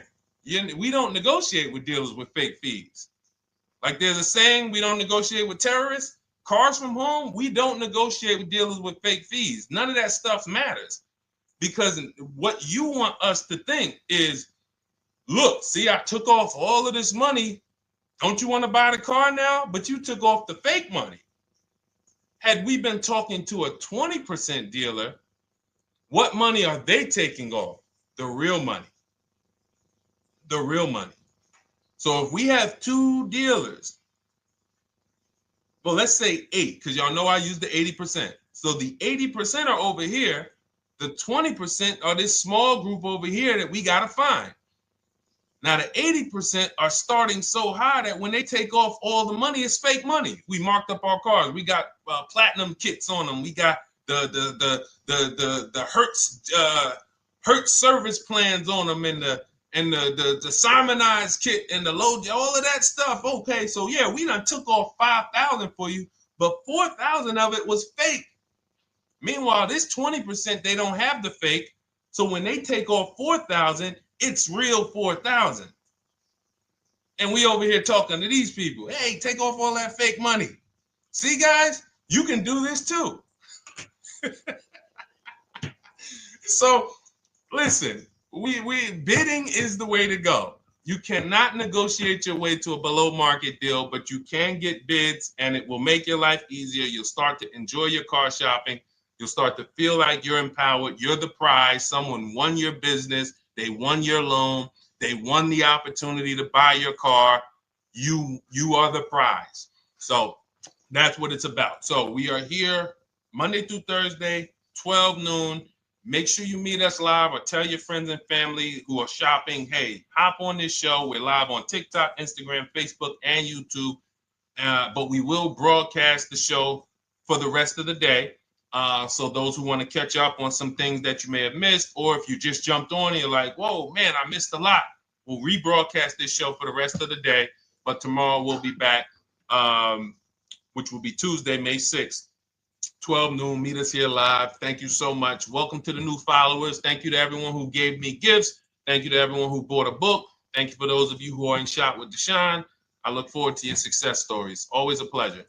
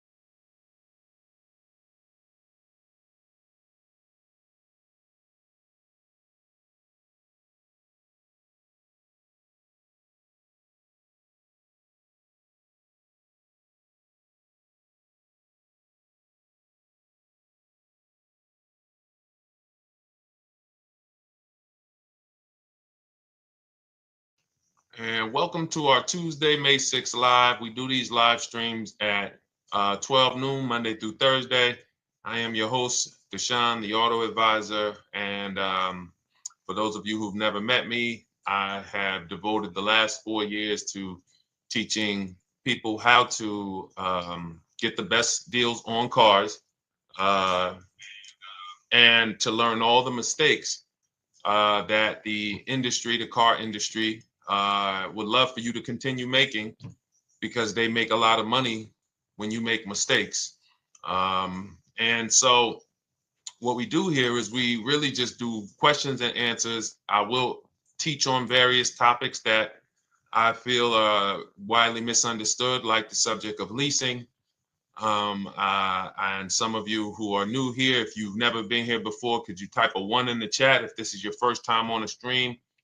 We do these streams about 60 to 90 minutes. And if you're going to get the most out of them, we just ask that you lock in, that you focus, because we will be talking about $1,000 mistakes. Nothing here that we'll be talking about over the next 60 to 90 minutes is hundreds of dollars. You know, I'm not looking to, have you spend some time with me on a Tuesday to talk about how to save hundreds of dollars. No offense, I'm sure that's important to some people, but we are here to talk about things that are affecting your bank account by the thousands every year. And so if you got some time, I would love for you to hit the like button, like wherever you are, and let's just tap in. You can start to type your questions. This whole stream is sponsored by my new digital book. It's called Cars from Home, 7 Steps to Saving Time, Money, and Avoiding Dealerships. It's a digital book. It's 5-star rated. Thank you to everyone who's rated the book and reviewed it. And it's normally $97, but for the next 30 minutes while you're watching, you can grab your copy for 75% off. That's our welcome offer. We always like to reward people for taking action. So you can get your copy for $24 instead of $97.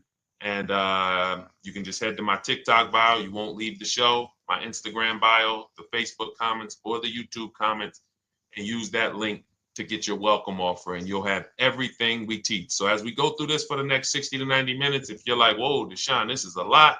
Wow, this is a lot. You can grab the book and make sure you have everything that I teach and everything in a step-by-step format. Okay? So I have my man Dolan moderating. Good afternoon. Thank you, Johnny Miller. Good to see you, Lil G. Again, guys, we are live. This is our Tuesday, May 6th live. We're live every Monday through Thursday at 12 noon. But we do rebroadcast these throughout the day. For those who cannot make them, you can watch the rebroadcast, or if you got to go back to work, we'll be rebroadcasting it for the rest of the day until our show tomorrow. All right, so let's start with the questions. You can feel free to get into it. Okay, do you have to get the extended warranty? This is a great question. This is car specific. A Honda, Acura, Toyota, in most cases, have always had low cost of maintenance and their parts are inexpensive. When you're buying an extended warranty or you're considering it, it is a risk product. It's an insurance plan. So that means you can pay for something and not use it, just like car insurance. You don't necessarily use your insurance until you have an accident. Same thing with an extended warranty. It's an insurance policy. So what you're trying to do with any insurance is see what is the likelihood that what I'm paying for this is going to exceed the price if I did need to use it. So in the case of a vehicle, when you're trying to determine what should I get an extended warranty, there's 2 things that are important. Does this vehicle that I'm purchasing have a high likelihood of things going wrong? We know, and some of you have had cars with histories, and we know there are certain cars, they tend to have things go wrong more than others. And what I like to do is go right to Google and type in repair cost, because this is the second item that we are looking at. We're looking at average repair cost. So if you're buying a 2010, a 2015 Nissan Altima, 2018, Hyundai Sonata, you go right to Google, you type in 2018 Hyundai Sonata average repair cost. Now, if you see that those typically go on the lower side, then that can take a lower set of risk where you might say, all right, likelihood of these things going wrong on this car is slim. But if you see that the repair cost is on the mid to higher side, that's shifting more risk to if something goes wrong, the cost for you to pay for it out of pocket will probably exceed the warranty. So when I work for Mercedes-Benz, who's new here? Type a 1 in the chat if this is your first time on a stream with us. First time you've ever been here, type a 1 in the chat. First time. What's up, William? What's up, DJ Ant Nice? Good to see you. Maggie, good to see you. Enrique, good to see you. Miko, good to see you. Tetra Washington, good to see you. Jan, good to see you. Claire Clairvoyant, good name. First time, if this is your first time, just type ones in the chat so I know. I don't want to assume anyone knows who the heck I am and what my experience is. Daniel Thompson on Facebook, great to see you. So I worked for Mercedes-Benz for 5 years, General Motors for 5 years, and I ran my own brokerage, my new car brokerage, called Cars from Home. I started it in 2016. Now, when I worked for Mercedes, when people were purchasing a Mercedes, what I would tell them is buy as much warranty as you can afford. Buy as much warranty as you can afford, because I knew that when something breaks on a Mercedes, nothing's under $1,000, and typically it's $2,000-$3,000. So a $4,000 warranty on a Mercedes Benz is usually worth every dime. But at the same time, we have cars that, again, less likely for things to go wrong. And then when things go wrong, if they go wrong, they can typically be repaired inexpensively. Good to see you, Arms Reach. Welcome on Instagram. Shout out to the people checking in live. Great to see you all. So that's how you're measuring extended warranties. You don't want to get an extended warranty on a vehicle that has a low cost of repair and a low likelihood of things going wrong. You can then take your money, put a little bit to the side, have a little emergency fund, that same $3,500 that you would have put into the warranty, or $2,500, you put that to the side over the course of a year, 2 years, put $100 a month to the side, and then have that be your cushion just in case things go wrong. It's better for you to have that money in your bank account, and if things go wrong, you take it to your mechanic. You must have a local mechanic. You guys know I swear by local mechanics on cars that don't have warranties. Even if you have a Mercedes-Benz, a BMW, an Audi, something that is typically harder to work on and takes more of a specialized engineer, there are still plenty of places that have those. I mean, there's shops where they used to be Mercedes-Benz techs. Now they have their own shops. This is who you want, because their cost, their labor is going to be probably 1/3 of what a dealership is going to be. So these are the resources that, again, keep more money in our pocket while getting us the same level of service and experience. Okay, great question. Welcome, Uncle Nene. Good to see you. Uncle Nene. All right, listen. Nicole, good to see you. All right, Dolan, you can pull up the next question. Feel free to start typing your questions. And as we get more questions in, we'll try to get to all of them. You guys know we're not always able to, but we do try to get to all of them. How do I shop around for the best lease deal without affecting my credit? Well, first of all, you're talking to someone who's, just so you know, I've taught thousands of people to lease. I've gotten 7 leases. Now, when we look at what we are doing with a lease, first, we have to consider how we want the information presented to us. We are not letting dealers tell us how they're going to quote us. We are telling the dealers how to quote us. So we are going to have all our quotes. Thank you to everybody hitting the like button. I see you. I appreciate you. And shout out to the sharers. As I see people who share, I always like to give the shout outs to the people who share this broadcast with their friends and their family. And thank you to everyone who's giving gifts on TikTok and Instagram. Appreciate you all. So what we are doing when we're telling a dealership, you give us a quote with first month's payment only out of pocket, 12,000 miles per year, and put all the taxes and fees into the payment, assume tier 1. So we are presenting it now in my book and in my Shop with Deshone programs, my video checklist. I have all the templates. If you're going to do this yourself, you just need to remember how you're presenting this. You can call around to dealerships, because there's 2 ways to do this. Shopping from home. Cars from Home is about showing you guys, and I'm going to be showing you guys a ton of payments. And listen, I don't want you to feel bad, because some of you are going to see that you've left a lot of money on the table. Part of what I have to do here, and I've been doing it for 3-4 years now, is I have to tell you the bad news. For 3 years, I did a masterclass called Everything You're Doing Wrong Buying, Selling, and Leasing Cars. We put probably over 15,000 people through that masterclass.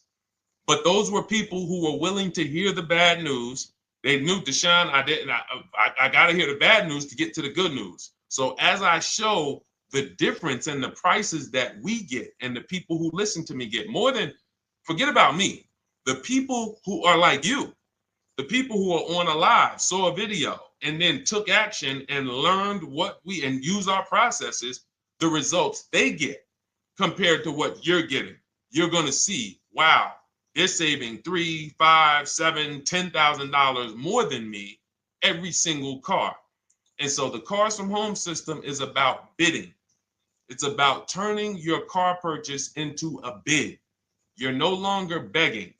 You're no longer going into a dealership and begging one dealer to sell you a car, and then you go to another dealer and beg them, sell me this car, please take my money, please take my money. Meanwhile, you're not seeing the entire market and the people who would compete to get your business and gladly give you the service that you deserve by giving them a $30 to $50 to $100,000 transaction, which is what your car purchase is. So now so the big thing to understand right off the top is, now I need to learn this bidding. I need to learn to get multiple offers. So you can do this by phone. You want to do this by phone, you can call around, but you must give them that information in order for you to compare the deals the right way. Lynette, good to see you. Christina, good to see you. Melvin, good to see you checking in. Rudolph, I see you. Once you actually give them that information, 12,000 miles per year, first month's payment only, due at signing, taxes and fees in the payment, assume tier one. I want the tier one offer.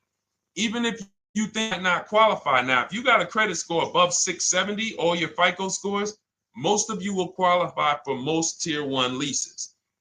So you want to see, what does this look like as I get my offers? Once you get your offers in this format, you can use the 1% rule as the gauge. The 1% rule is been around for more than 20 years. Everyone who leases and who's savvy, we understood if your lease payment is 1% of the MSRP or less, you stole the car. That includes taxes, that includes fees. You're still in the car. So example, we're looking at a $30,000 car, Hyundai Sonata or a Hyundai Elantra, $30,000 car. When we shop all our offers, if that lease payment is $300 per month, with only $300 due at signing. In other words, I show up, here's $300. Good to see you, GDTV. Thank you for checking in on YouTube. Once I give you that $300, that's my payment for the next 35 months. So that's a very, very low percentage of the car you're paying. It's a 1% rule. Now, in order to get a 1% lease, you need a great lease program, which means the bank has to be supporting the car, rebates, incentives, and then you need the biggest discount, the dealer who's going to give you the biggest discount. Now, one of those we can control. One of them we can't. Which one can't we control? And for those of you who are new here, we don't play around here. But my people who are moving, and again, I'll show you, like a lot of people, we got a lot of people who've been following us, using our processes. They're locked in. They're not casually on a live here. We're not casually here talking. They are locked in. Like, boom, okay, I hear you. They're answering, they're typing, they're not, vacuuming in the kitchen and trying to hear. You can't do. We're talking about your second most expensive purchase of your life. It's going to be, you got to lock in. You got to challenge yourself to block out the distractions while we're on this stream, because this is your money. And if you don't take your money seriously, the car salesman will take your money seriously. Oh, I like that. Praise the Lord. God is good. You don't take your money seriously, the car salesman will take your money seriously. Man. So, all right, now somebody remind me the question I asked. I got so happy about that little catchphrase that I forgot who we were. So I know we were discussing, okay, we're talking about the 1% rule. So now, one of the things we can't control is the bank. We don't know what the lease payment, what the lease program is on a car. So when we shop cars, we are going to now look at multiple offers, and here's what you're going to see. Now, I'm going to show you an example of how we know or how we expose where the dealers are concerning pricing. Now, you can't see this on TikTok, but on YouTube, Instagram, Facebook, you guys can see this. I'm going to tell you guys about it. YouTube just doesn't let us do the same type of stream. But this is a particular Infiniti that we shop for. We have offers ranging, this is a $61,000 vehicle. We have offers ranging from $680 per month, which is a 1.1% lease. So a $61,000 car, $680 per month, that's 1.1%. We divide the monthly payment into the MSRP. Now, we can see here that there are some offers already from dealers that are almost $900, $889 per month. $889 per month, $873 per month. So now when we look and we say, whoa, how can we have two, like we have all these dealers have the exact same car, yet one of them is $200 per month higher than another dealer. Exactly. We call them the 80%. The 80%, even after back and forth, even after, hey, we'll take off some money. All right, we'll drop the payment $50 a month. Their offer is still so high. It's a horrible deal. Now, why would they offer this? And this is consistent. So I don't want y'all thinking, well, the dealers that I walk into, they're different, Deshone. They take off more money. It does not matter what you think. If you don't have the market reports, if you don't know how to get multiple offers so that you can see, we do this all around the country. We have students all around the country in Cars from Home. We have people we shop for. We have over 13,000 books sold now. Like, we have lots of data to prove this. 80% of dealers are going to be overpriced. This is another particular deal on a Toyota, a market report. And you guys can see that the out-the-door prices here, list price, $32,000. Out the door price with taxes and fees, $38,000. That means that dealer is charging all types of fees on top of their price. The $39,000 MSRP. Look at line number 3. $39,000. Out the door price is $41,000. We can see $39,000 out the door includes taxes, includes all the fees. So we can see that these out the door prices in the left, in the right column, are way higher than the MSRP, $35,798. Out the door price is $39,700. But look at the green. Look at the green. This is what we call, we found the dealer at this time who wanted to win the bid. They wanted to win the bid. They needed the car sold. This is a rotation. We don't say to them, wow, they won the bid one time, so they must win the bid all the time. No dealer can win the bid all the time, or they'll be out of business. But in this particular case, at this particular time, for this particular client, this dealer said, we're going to sell this car for that's $35,500, and out the door with taxes and all the fees, $34,994. That is a over $4,000 discount off this vehicle. When all the other dealers are, not only are they not giving you a discount, they're charging over list. And they might come and say, all right, we'll take off $500. We'll take off $1,000. We'll take off $1,500. They might start so high with you guys that you think, wow, they started up here and I talked them down. They took off $3,000 from me, but they already were $3,000 in fake fees, protection plans, and all of this padding, dealer adjustments, which is fake fees.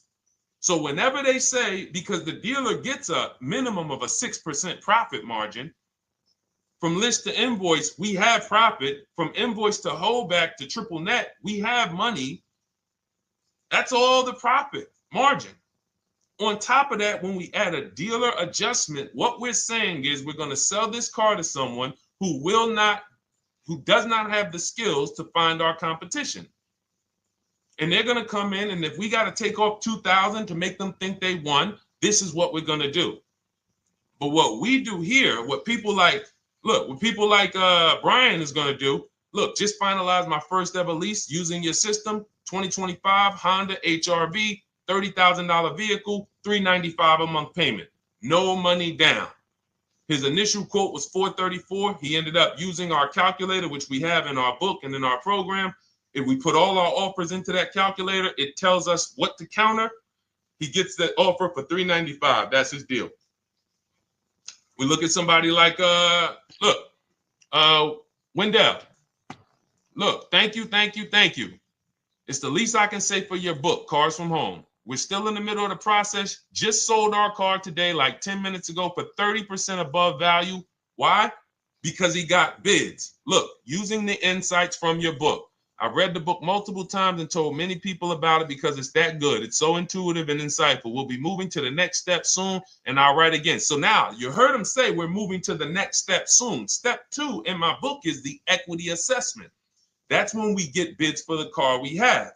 We get bids. You're going to go to, listen, you should never be trading your cars in. Let me ask you all a question. Do we get the most money for you name me one thing that we get the most money for that thing trading it. Name me one thing. If I had this iPhone, do I get more money trading that iPhone in for another phone, or do I get more money listing it online and selling it to whoever will pay the most? Trading or selling? Let's go. Who's locked in? Tax advantages are very small. I understand you, Ronald, but the tax advantages, we have people that are selling their cars to cash buyers for $3 to $5 grand more than what they can get on trade. A tax value, a tax advantage for the difference is not, it's minimal. Exactly. Thank you, King Carter. You listed. So the money is in the bids and the competition. So going back to this person who asked the question, how do I get the best deal on a lease? It's going to be through multiple offers. That's my 2 favorite words. I would wear them on a shirt if I didn't wear unlearn, relearn. Because more than multiple offers, I need you to unlearn. Because the people who come with bad information from years, Deshone, this is not how my uncle taught me to buy cars. Deshone, this is not how I ever heard about getting cars. I was always taught just go in and just don't tell them about your trade and then ask to see the invoice and all of this stuff. That's what I was taught. Yeah, but you're not going to get the prices we're getting until you unlearn all of that bad information. Bidding is how we buy everything. When we go into the supermarket to get spaghetti sauce, all of those companies are bidding. They're bidding. Hey, listen, we'll sell you this for $3.99. Hey, we'll sell you this for $5.29. But we got a better product. We got quality. Look at us. Look, it's all bids. Everyone who wants to sell us something is competing, except car dealers. Y'all notice that?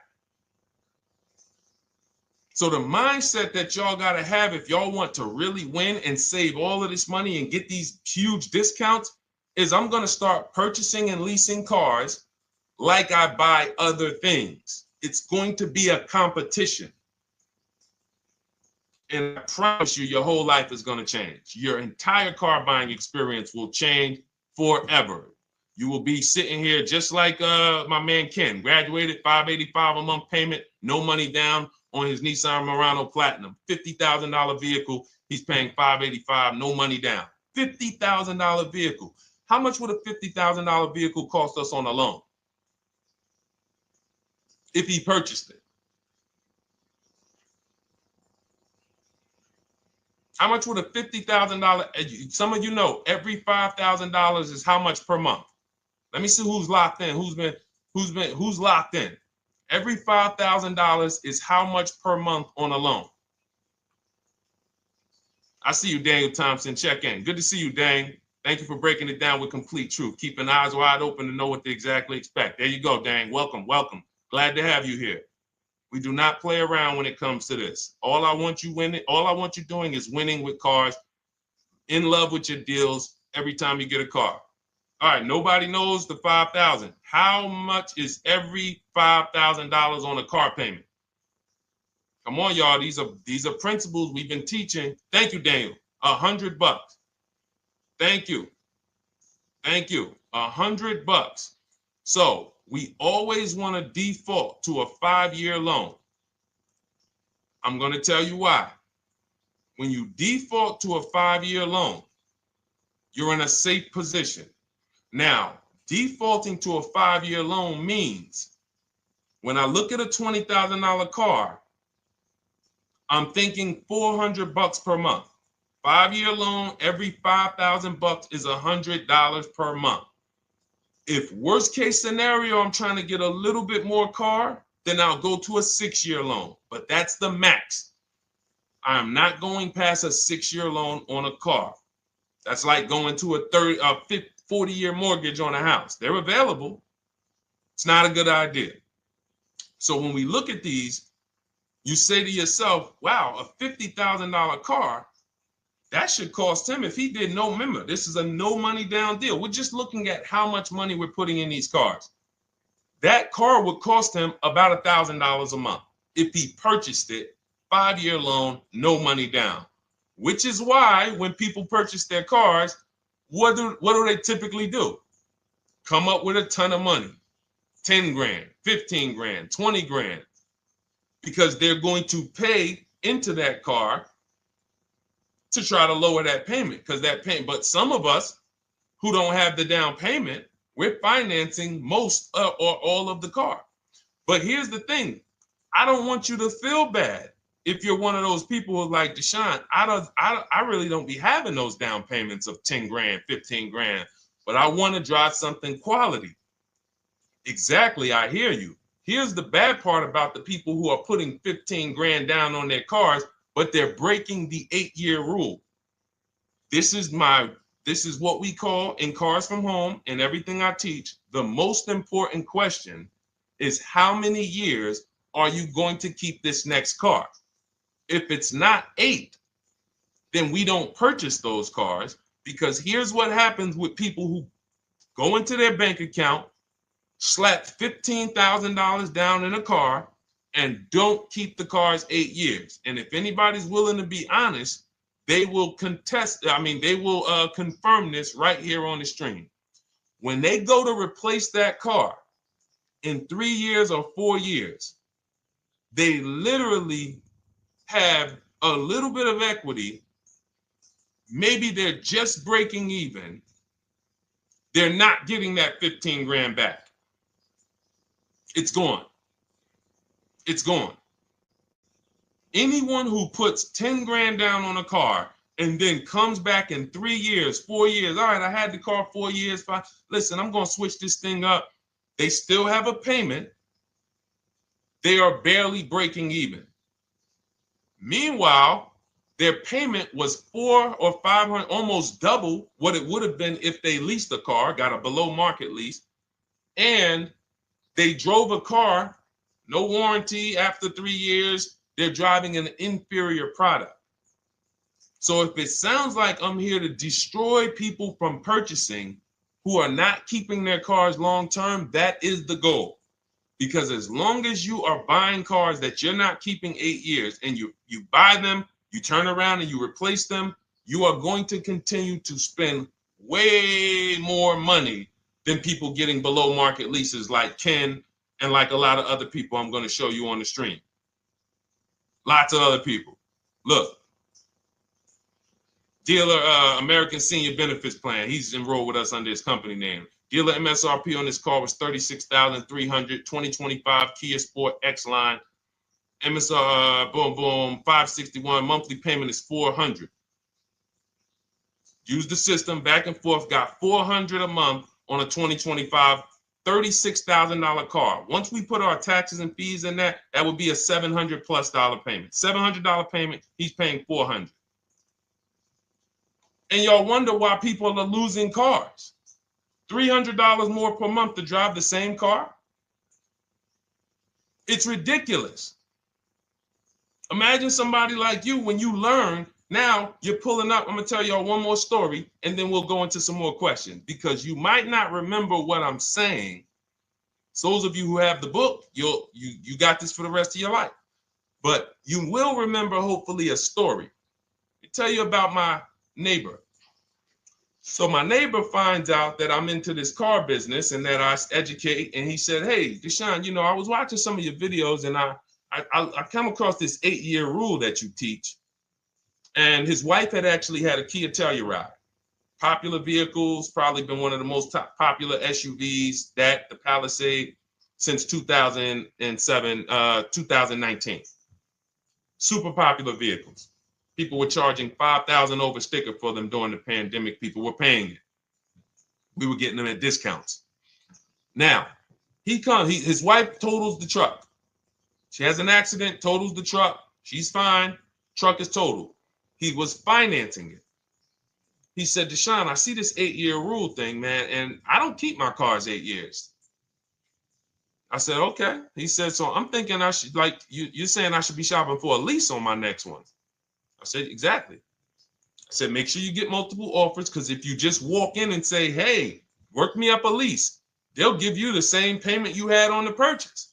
And then they'll tell you something ridiculous that they want you to believe, like, hey, the lease is the same price as the purchase, so you might as well just purchase it. And people believe this stuff. Now, I said, you get multiple offers, stay at home. He calls me, he says, Deshone, I got the new version of the Telluride, new. I'm paying $479 a month. He's $497, and then he said, I think he put down like $1,000, bring it down to $479. $497. He was just paying $800. Do you think anyone can tell him anything about leasing? He's pulling up in the same exact truck. In fact, the newer version. He knows he wasn't going to keep the car long term anyway. He's not going to pay it off and then keep the car and have a paid off Kia Telluride for 10 years. That's not what he does. He keeps them 3 years, 5 years, 7 years, and then he replaces them. So why is he paying $800 a month for years, no warranty, when he could be driving brand new ones for $497 a month, problem free? But as I said, some people are determined to pay more. But the people who, once you get this leasing thing, if you're not keeping your cars, it will change your life. Now, again, I got a car I'm purchasing, we're keeping it. Anything you are buying, keeping 8 years, forget about leasing. It shouldn't be a thing. Who keeps their cars more than 8 years? Let us know. You're an 8+ year person, let us know. In fact, I don't even want to ask, who has a car right now that they've had more than 8 years? And then we'll answer. I want to get Kathy's question too. And then let's get some purchase questions. Let's get some used car questions. Let's get some bank financing questions. We do it all here. But one of the most misunderstood subjects is this leasing thing, and it is costing you guys thousands of dollars every year. And you're driving old cars with no warranties, paying high payments on them because somebody told you you should be purchasing cars. I'm here to tell you they owe you money. They owe you money. All right? So who has a car right now that they've had more than 8 years? Let us know. How many years have you had it? And by the way, for those of you who just joined, this is our Tuesday, May 6th live. We are live every Monday through Thursday at 12 noon Eastern time. So for those of you who are here catching us live, that's when we're live. We will rebroadcast this and replay this show throughout the rest of the day for those who could not catch it, or if you had to jump off, go back to work. You're like, oh, I got to go back to work. You can catch it on the replay throughout the day. But we are live Monday through Thursday at 12 noon. So welcome to the people who are here. EJ, driving a lot of miles does not matter. Let me break this down for you. So right now, let's go to somebody who else has a lease. Let's look at, because who's heard with leasing you can't drive too many miles? Who's heard that, right? Type me if you've heard that. Let's go. Type me if you heard that. Come on, where's the locked in people at? I see Kathy, I see EJ, I see DJ Ant Nice, I see XP. All right, I see Mr. Slim. Welcome to the community. I see Rhonda. All right, where are the locked in people? Instagram, where we at? Locked in. All right, dang, I see you. Jamel. All right, perfect. So, Sherry, I see you. Sherry Baker on TikTok.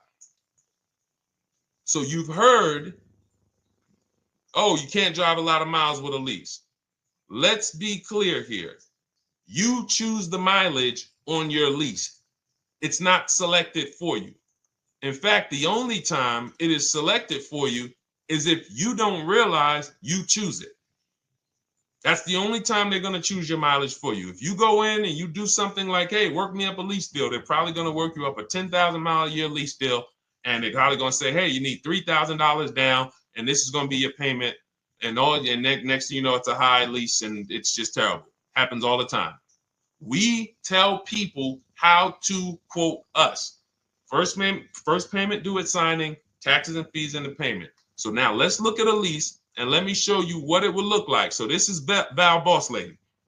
She's in our Shop with Deshone program. Everything that you guys know that we're talking about here, if you're like, hey, I really, really want to go deeper, I want the step-by-step, the blueprint, that's my digital book, Cars from Home, 7 Steps to Saving Time, Money, and Avoiding Dealerships. Normally $97.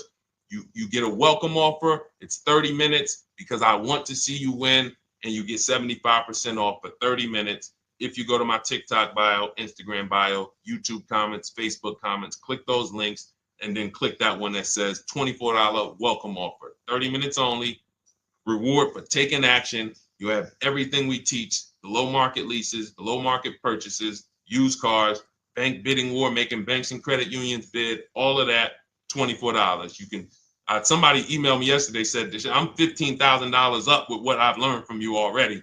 And so if you can get it for $24, you can save tons of money for the rest of your life on a $24 investment. In this case, Val's in our, she's more of a wants to do it with me type.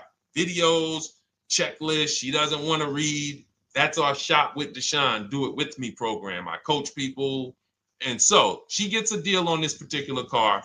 Same information, by the way. Not better information here than the book. It's just different learning styles. So she gets a $51,000 electric vehicle, 2025, beautiful vehicle. She's paying 1.16. So her payment on this car, on this $51,000 car, let's continue to make sure we understand the price of these cars. $51,000 car, her payment is $591. No money down. Now, some of you might say, wow, if I got $591, I'd probably put like $3,000 down, bring it down to $499. You could do that. That's how we can do. We can do that because she already got an incredible deal. Then we're just determining how we want to structure our payment. And thank you for everybody sending me gifts. I appreciate you. Thank you for all the badges. I don't take it for granted. And thank you for everyone who's hit the like button. Those of you who are double tapping the screen. Every time you hit something on TikTok, you like it, you double tap the screen, you keep running those likes up. We appreciate you. It does matter. It helps spread the word. So let's say Val wanted, she's a high mileage driver like EJ. Let's say, EJ, how many miles per year do you drive? 20,000, 25,000? Let us know. I'm gonna show you why. In my book, I have 2 strategies for high mileage drivers. I'll tell it to you guys right now. How many miles a year do you drive, EJ? 25,000, 20,000? Those are both high. Let us know. Or if anybody, else, because, anybody else who's a high mileage driver, let us know. How many miles? 26. All right. Thank you, EJ. So let's just round that to 25 for now. Let's just round that to 25. So let's say instead of her $591 payment for a $51,000 car, now you could shop for a $30,000 car and you can have a 1% payment. If it was, a similar deal, you'd be paying $300 a month. In her case, she has a $51,000 car. She probably wanted a nice SUV that looks beautiful, that some other people are paying $1,000 a month for. She's paying $591. But if she wanted to bump it up to 15,000 miles a year, she'd be paying another $30 more per month. She'd be paying $620. Now, if she wanted to bump it up to 20,000 miles per year, she'd be paying probably another $80-90 per month. So she'd probably be paying $700 to drive 20,000 miles per year. Now, let me tell you guys, because some of you guys who are like, yo, man, those payments are high. We're talking about $50,000 cars here. So if you were shopping for a $30,000 car or $35,000 car, naturally, if we took the same exact numbers, let's take a $35,000 car, 1.16 lease. That's a 406 payment, probably $399. So now, in order to go, and let's say you're a high mileage driver, just like EJ, you want to add another 15,000 miles to your lease. You're probably going from 400 to 550 or 575. But you have all the mileage you need. And here's the beautiful thing about that. If I'm paying $175 more per month, but I get all the mileage I want, and when I drop this thing off, I get a new one, I don't have to worry about negative equity, and I put no money down. That is way better than what most people are doing out here, what everyone's doing. Because I'm gonna tell you what most high mileage drivers do who don't put money down. They will go in, buy a car, take a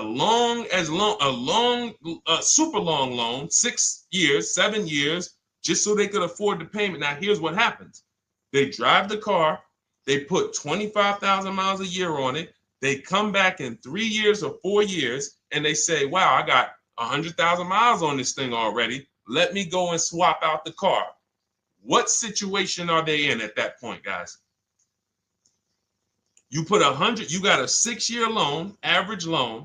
You drove 25,000 miles per year. You put 100,000 miles on the car in 4 years. You come back, you still have 2 years of payments left. 15 grand negative equity. I used to see it all the time. Thank you, I am rich. Locked in on Instagram. I see you. Locked in. See it all the time. Every car salesman who has dealt with a normal 25,000 mile high mileage driver that does not keep their cars sees it all the time. They come in, yo, man, what you do for a living? Man, yeah, I do DoorDash, I do Uber. Oh man, I work in sales. You know, I'm on the road a lot. You know, I'm here. You know, all right, I want to replace this thing. I got like 110,000 on it. Okay, you still got a loan on it? Yeah. All right, we already know you got negative equity. Then we appraise the car. All right, the car's worth like 7,000. How much you owe? Man, you owe 19,000. All right, well, what can I do? Can you get me into something? Roll that loss all the way over. On top of that, you finance the car, so your payment is high. You finance the whole car, so you're paying a high payment compared to if you had leased, just literally shop for your leases, added your miles to the lease that you needed. You're paying $175 more per month. You got a brand new car. And I'm going to tell you, I did not make this up. I learned this from someone. A lot of what I'm teaching you, I learned from my clients when I was in the dealership. This guy, I worked at Hyundai for six weeks. Man, this dealership, the owners got indicted. I got out of there. Way before the owner got indicted. It just had straight up highway vibes, like the worst you could ever imagine. As I was in there for 6 weeks, I was a manager. I enjoyed being a manager. We did a lot of deals in my department in 6 weeks. But I said, I am out of this place. Anyway. But I learned something very valuable there. We had a client a customer was returning his lease on his Hyundai Sonata. Guy comes and I'm grounding the lease. I'm doing the paperwork for him. He has 72,000 miles on the car.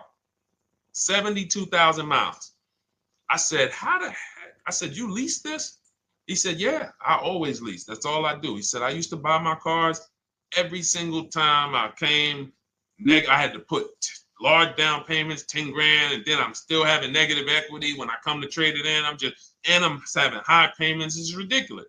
I looked at his payment, and let's say the average payment for a good deal on a Sonata at that time was $300, $325, whatever it was. He was only paying like $550.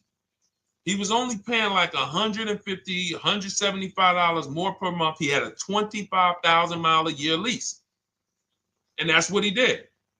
I drive these cars. I'm on the road. Boom, boom, boom. I change my tires. I do my maintenance. 3 years. It's a fixed cost.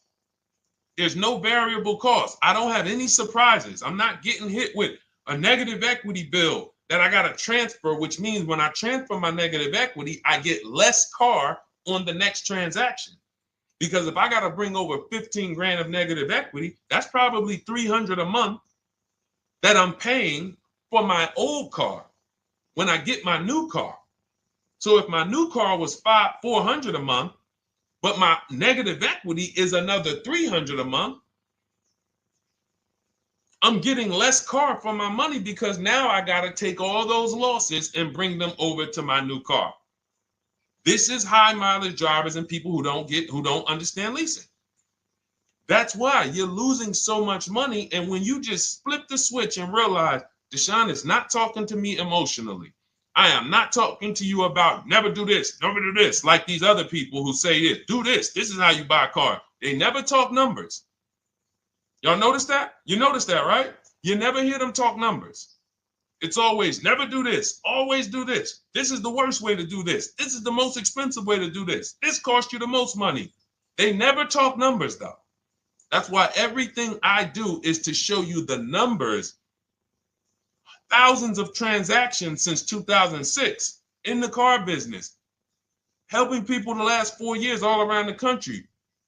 This is the numbers that they might not understand. So if you're not keeping your car 8 years, it does not matter if you drive 20,000 miles a year, 25,000. You should be looking at a high mileage lease. Or my second strategy for high mileage drivers is this, because some of you want a nice car. This is for my people who you're like, man, Deshone, I'm on the road. I got my car that I do my work in. I kind of, slep it around. I don't really want to lease something and then put, that wear on it. I got stuff. I'm throwing bags in the back, whatever it may be. There's a strategy we created called 2 cars, 1 payment. And what will happen is your first car will be a purchase.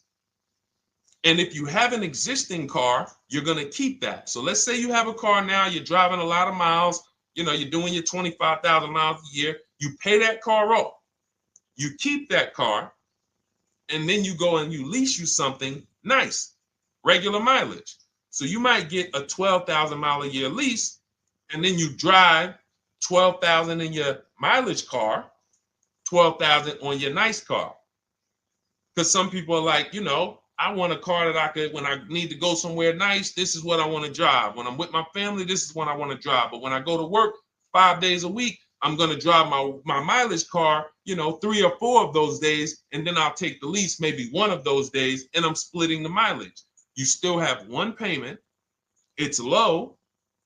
And then every couple years, you replace the mileage car or you replace the lease car, and depending on when the lease is up. But you want to keep that, and that mileage car should be something that will last. Ideally, something that you can get 200, 300,000 miles a year out of that car. Because that's what that car is there for. Man, I'm hopping in this thing, man. Oh, transmission went out at 170,000 miles. Go get you a rebuilt transmission. Boom, boom, drop it in there for $2 grand. Get another 80,000 miles out of that car, but you still got your lease car, and you're just splitting the mileage. Both of those are short-term strategies for high mileage drivers. That is not for long-term people. If you're a long-term person, I keep my cars 8+ years. Forget about leasing. You should just be finding the best deal, below market purchase, keep the car, something you can keep for 8+ years. You can put 30,000 miles a year on a car 8 years in a row. If you get the right car, and in 8 years, you got 240,000 miles, and then you replace it. Forget about leasing. This is only for you guys not keeping your cars 8 years. You're getting killed on depreciation. You're paying tons of money. This is you are the people who should be leasing. Okay?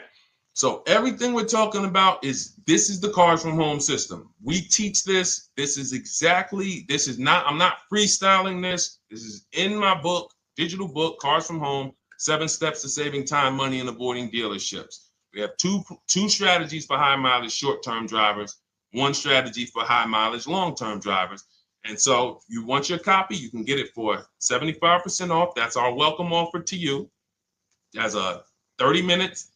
Welcome. Thanks for being here. I want to reward you. If you want everything we teach in a step-by-step way, go grab your digital copy. It's in my TikTok bio. It's in my Instagram bio. Click those links. We also got a link in the YouTube comments and the Facebook comments.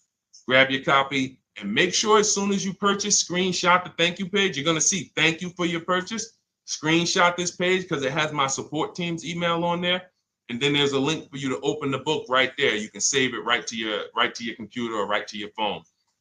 Okay, but and we also have a special for those of you who are like Deshone. What about that, video checklist and coaching program? That's lifetime access to my video checklist. You're like, maybe Deshone, I don't really read. I like step-by-step videos.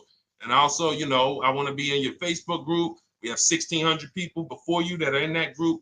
2,300 people that are shopping with us that have a lifetime access to our video checklist. We have a $200 special for that welcome offer. And so I'm always about rewarding people for taking action with a special offer. It's limited time though. And so get in where you fit in. All right, let's keep it going. Thank you, Corey. Said amazing knowledge. Thank you. And I'm glad I saw somebody said that's a great idea with the 2 cars. Thank you. It's a great idea. All right. You've convinced me to lease my next vehicle. Awesome. Awesome. Does your service shop for lease terms on the car? Absolutely. If you qualify for done for you, that means you just want to relax. That means we only shop for new cars and leases for people, new purchases and leases. And you have to have a FICO score over 670. But yes, here is a market report that we prepared for a client. Let me put on Do Not Disturb. Here's a market report we prepared for a client. Okay, so I showed you that that's an affinity. We didn't even finish that. We had just started for this client. But this is, do I have one here? No. Do I have a lease market report here? Yeah, right here. So that's an example of what a Kia, this is a particular Kia lease where their best offer was a 1.27 offer. Now, here's how you know you found the bottom of the market. And again, whether you're using the book or whether you're calling around, again, you can call around to do this. The key is not going into dealerships. You cannot do this going in. Once you get your offers, you know you found the bottom when your best offer is between $150 to $200 less per month than your worst offer. And if you're purchasing, you should see a spread of between $3,000 and $5,000 minimum between your best offer and your worst offer. That's when you know you've shopped correctly. Because until you find the 80% dealers, you have not shopped correctly. If you're like Deshone, these prices still seem close. You have not found, you're talking to the 80%. You haven't found the 20% yet. Because the 20% is going to be that $3,000 to $5,000 less than the 80%. That is just the numbers. That's the way it works. So yes, so when some cars you're going to see that the lease program won't allow for a 1.1% lease. The best offer, like, we've shopped Hyundai Palisades for years. And I got my dad one back in November. And his best offer is like around 1.3, 1.28. That's the best I've ever seen on a Palisade. I've never seen a 1.1 on a Palisade. I've had people in our Charles. Some of you know I posted pictures of him when he got his Palisade last year. We clear out the old pictures because we got a bunch of new people with 2025. So we're not going to sit here and talk about 2024s anymore. We got Ken, we got Melissa, we got Sheree, we got a bunch of new people, just Ralph. We're not going to, but I do remember posting Charles who got his Palisade and he's like, he shopped, used the system, got his multiple offers. Best deal was 1.3. So that's where it comes in at because of the lease program. That dealer is already taken off to win the bid, probably taking off $5-6 grand. But if they don't have more rebates and more incentives and a better, then it's not going to lead to a 1% lease. So the 1% leases come from major incentives. Maybe sometimes they have too many of the vehicles. They want to move them. Lots of bank support. But what I tell you is you should be looking for between 1.25 and 1.5. That's how you should budget for a lease, between 1.25 and 1.5. That's a great deal. And if it has a really aggressive lease program, once you get your bids, you're going to see it fall under the 1.25. You see it fall into 1.1, 1.2. but we don't know what the lease program will be until after we shop for that vehicle. Okay? So yes, absolutely. It's an empowering way to shop. It's also fun because you can see, man, I'm not begging anymore. Like these people are like, please do business with me. Please do business with me. And then you start to feel bad for everybody who's still in those dealerships doing it the old way because they're talking to the 80%. There's no way they can win. They don't even know there is an 80% to realize that's who they're talking to. So when the dealer says, all right, I'll take off $4,000, they're like, wow, I won. Man, the dealer took off $4,000. But if they saw the whole market, they would understand that that dealer actually is overpriced by $7,000, $10,000. So taking off the $4,000 means nothing. It's just sad. It's a sad thing. And that's why I spend my time trying to convert you guys from negotiating one-to-one to getting multiple offers so that you can see for yourself. All right. Thank you, Julie, name Richardson. Thank you for sharing. XP got the number 2 gifted badge. Forgive me because I don't really know what that means, but I just know that's what it's saying. So I appreciate it. Thank you, Corey22. Sherry Baker, thank you so much. Number 1 gifted badge. All right, let's go to some more questions. We got some more questions. Dolan, I'm sure you got a lot of them.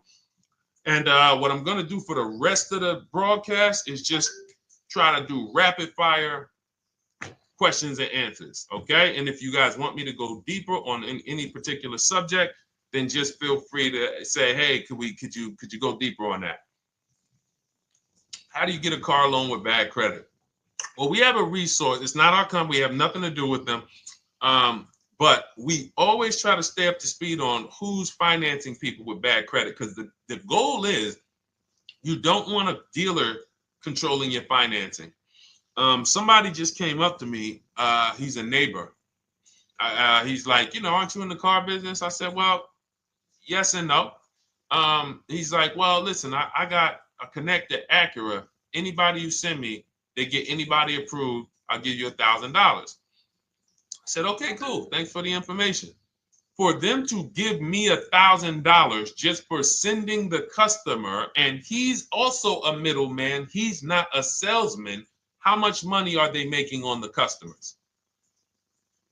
If they're going to give me $1,000 just for sending someone with bad credit to them, how much are they making on the deal? Arms Reach, congratulations. Just got my book. You use it when, please send me your email testimonial.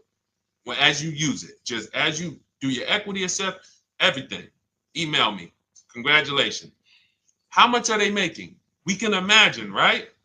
If they're giving me $1,000 just for bringing them the customer. So this is what happens when you let the dealership control the loan. Because why do we separate? All right, I'm going to break something down I call the 3 pillars of great car deals. Three pillars. You can't get a great car deal without maximizing each pillar. And some of y'all that have been with us for 3 years, y'all already know the 3 pillars. First, who you buy your car from. Second, who you get your loan from. Third, who you sell your old car to. That's 3 separate transactions. The car business has trained you guys to give them all 3. All 3. The car business has trained you guys to give them 3 transactions. Anytime you purchase the car, who's done this? Be honest. Purchased the car from a dealership, sold them your old car, in which case you call it a trade, and they got you your loan. Who's done this? 3 transactions in one. Why do we know these are 3 transactions? One, there's competition. People want to buy your car. It's okay, Corey. That's that. Thank you for being honest. That's how we change. The reason why we know that these are 3 transactions because there's people who want to compete in every one of them. There are people who want to buy your car. That's why step 2 in our book, we never trade. We get offers from CarMax, Driveway, Carvana, AutoNation, Car Gurus, Kelly's Blue Book Instant Cash Offer. It's a bid.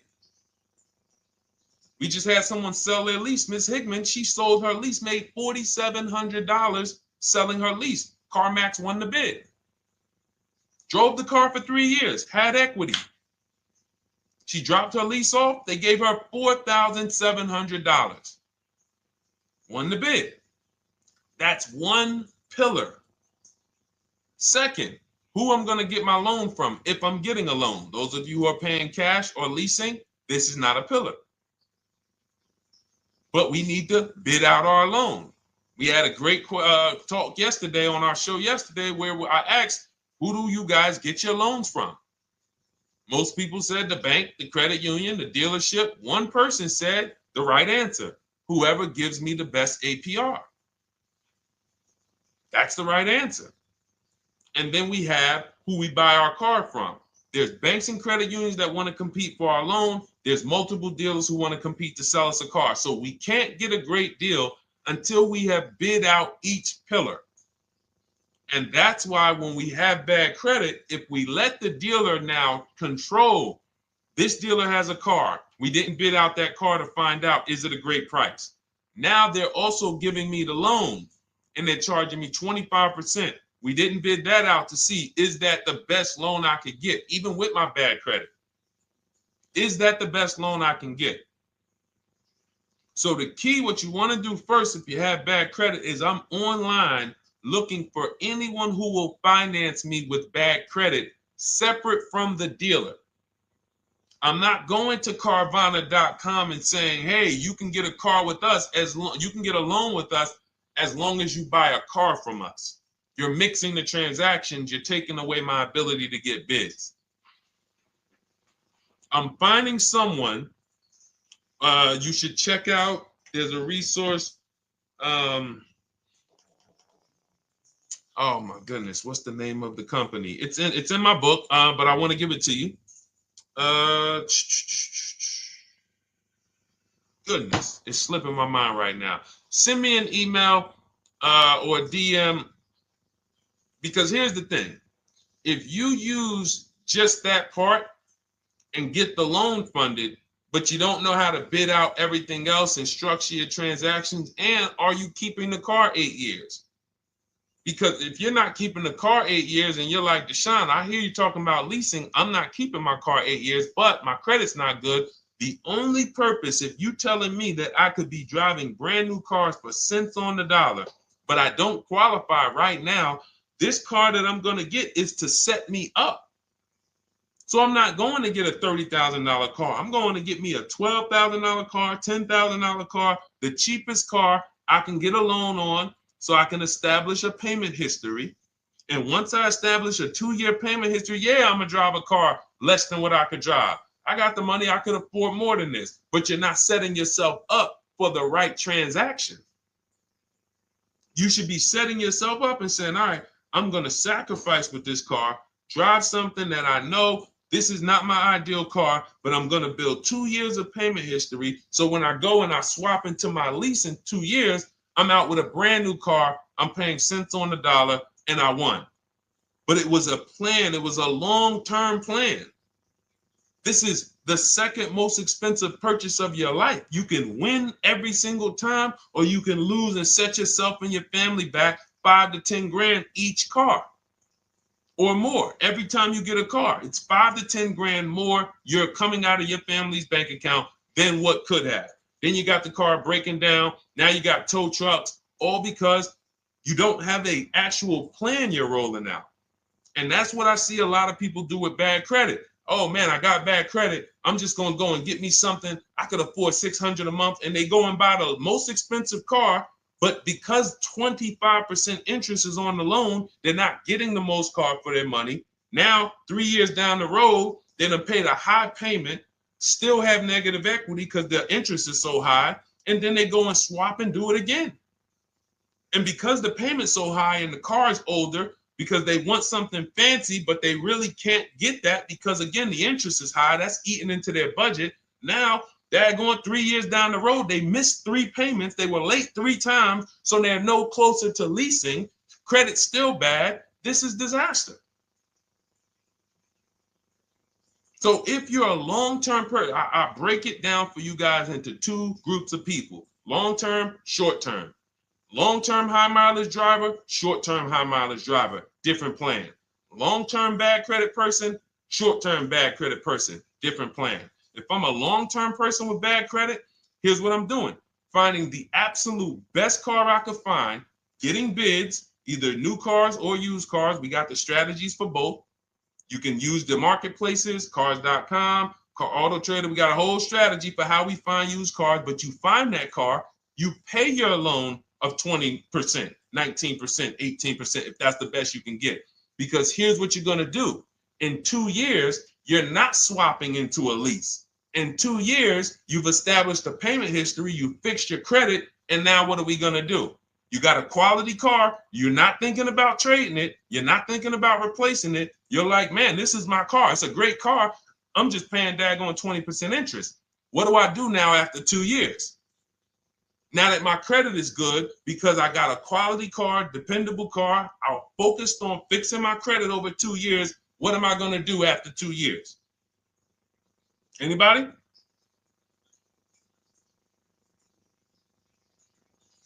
Thank you, Arms Reach. Refinancing the car. Exactly. Exactly. So that's the bad credit long-term strategy.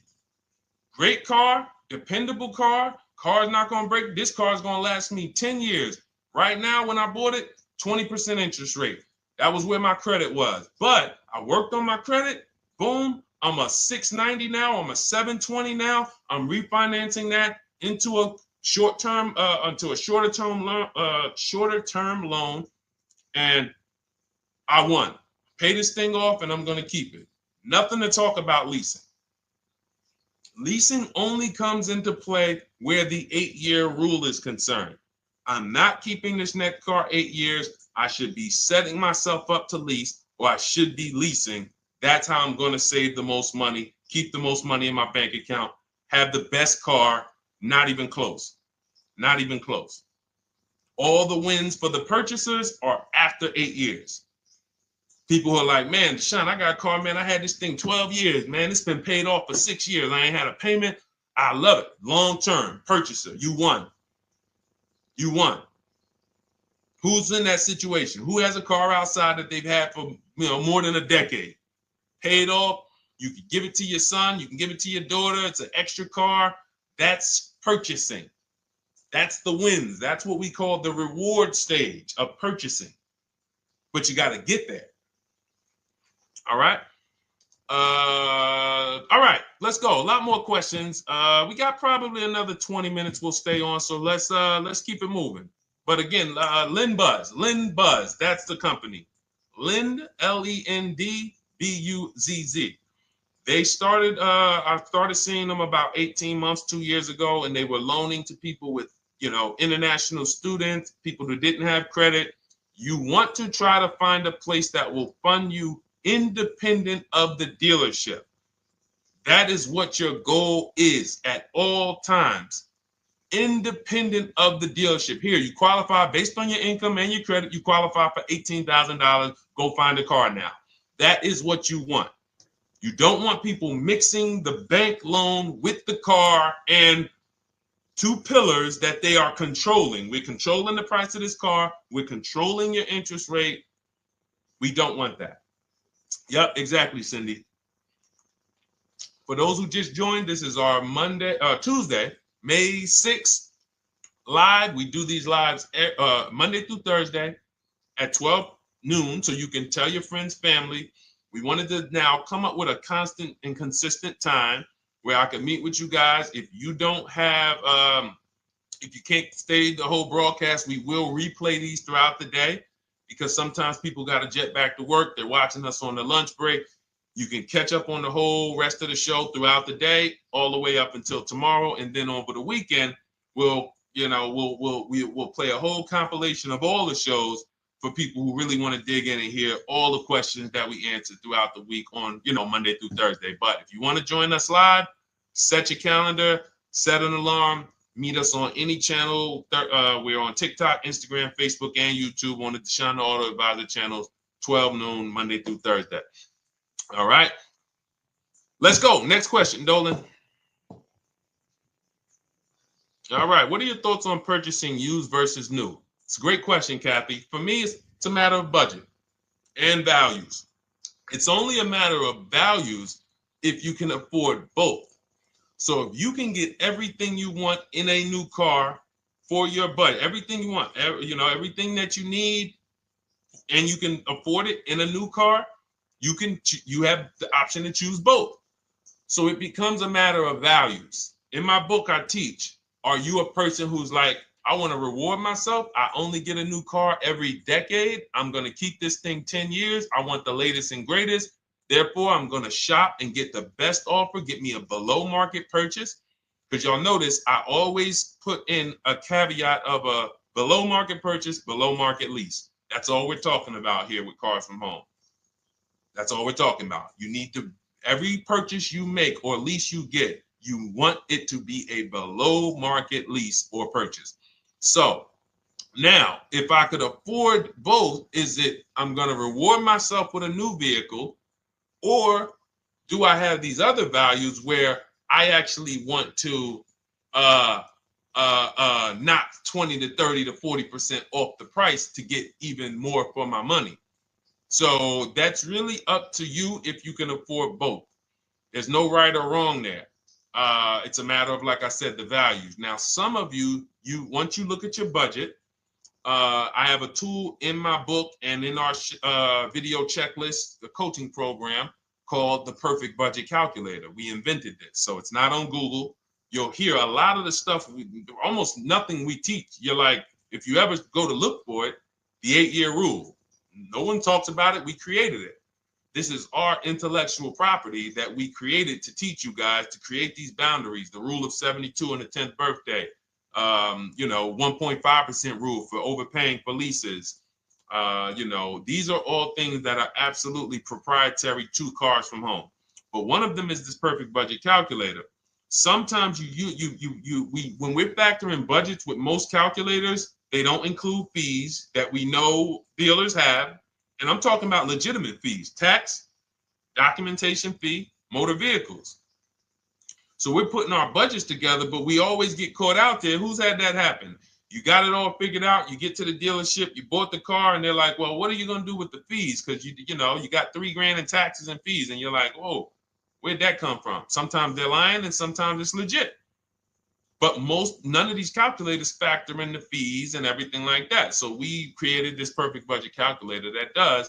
But here's the thing. Once you find out what your budget is, even if you're budgeting with a normal calculator, just add a couple thousand to account for the taxes and the fees. But you might see, I can't get everything I want in a new car for this budget. Everything I need, I can't get for this $24,000, in which case I need to go and look for a pre-owned one. So that's why I said, in reference to your question, Kathy, what are my thoughts on purchasing used versus new? It's a matter of values and budget. Budget first, because budget will determine if you can afford both and get what you want. But if you can afford both and get what you want, then it's a matter of values. Okay? So again, everything we're going over is in my new digital book. It's called Cars from Home, 7 Steps to Saving Time, Money, and Avoiding Dealerships. It's 5-star rated. Thank you to everybody who has taken the time to rate it and review it on Goodreads.com. It means a lot. And we can't continue to get this information out without you guys. So we appreciate you. And you can get your copy instead of $97, you can get your copy for $24 as part of our welcome offer. So that's 75% off. If you go to my link in my TikTok bio, Instagram bio, the YouTube comments, and the Facebook comments, we have a link there for you guys. And you can grab it. It's a digital book, so you don't even have to wait. It'll be in your inbox by the time you jump off the stream. But make sure when you get it, you screenshot that thank you page, because it has my support team's email. Sometimes you may be rushing, you're trying to get back to the stream and you type your email in wrong. Also, as soon as you purchase, the link to open the book is right there. So it'll say open the book below. You can save it to your computer. but I would rather you get it for $24 than $97. Although we've sold a lot at $97 because people feel it's worth every dime. You're going to save thousands and thousands of dollars for the rest of your life using what's in the book. Your first transaction, you probably save $4,000 to $6,000 to $8,000 depending on the car. So $97 is great, but $24 is even better. All right. And for those of you who have a different learning style, you'll see in there, shop with Deshone. You're more of a do it with you person. Do it with me, Deshone. Okay. We have lifetime access to shop with Deshone, and I coach you personally for 6 months. So we jump on Zoom calls twice a month. And some of you who may qualify for done for you, just do it for me. If you qualify for that, we have a welcome special for that too of $300 off. So get in where you fit. And those of you who are new or you're like, Deshone, I like what you're talking about, but I still don't trust you. You can start with our free cheat sheets. So just start somewhere so that you can start to reinvent how you're car shopping. Magley, how are you? Oh man, of course I remember you. Following for years. You actually were following me from the time God blew me up on TikTok. That was 2021. So I absolutely remember you and I appreciate you. And yes, it's so good to see you. Absolutely. Absolutely good to see you. All right, Dolan, we got a couple more questions. We got time for a couple more. Let's try to go as fast as possible. The discount for the book is not working. It says time ran out. It's 30 minutes. I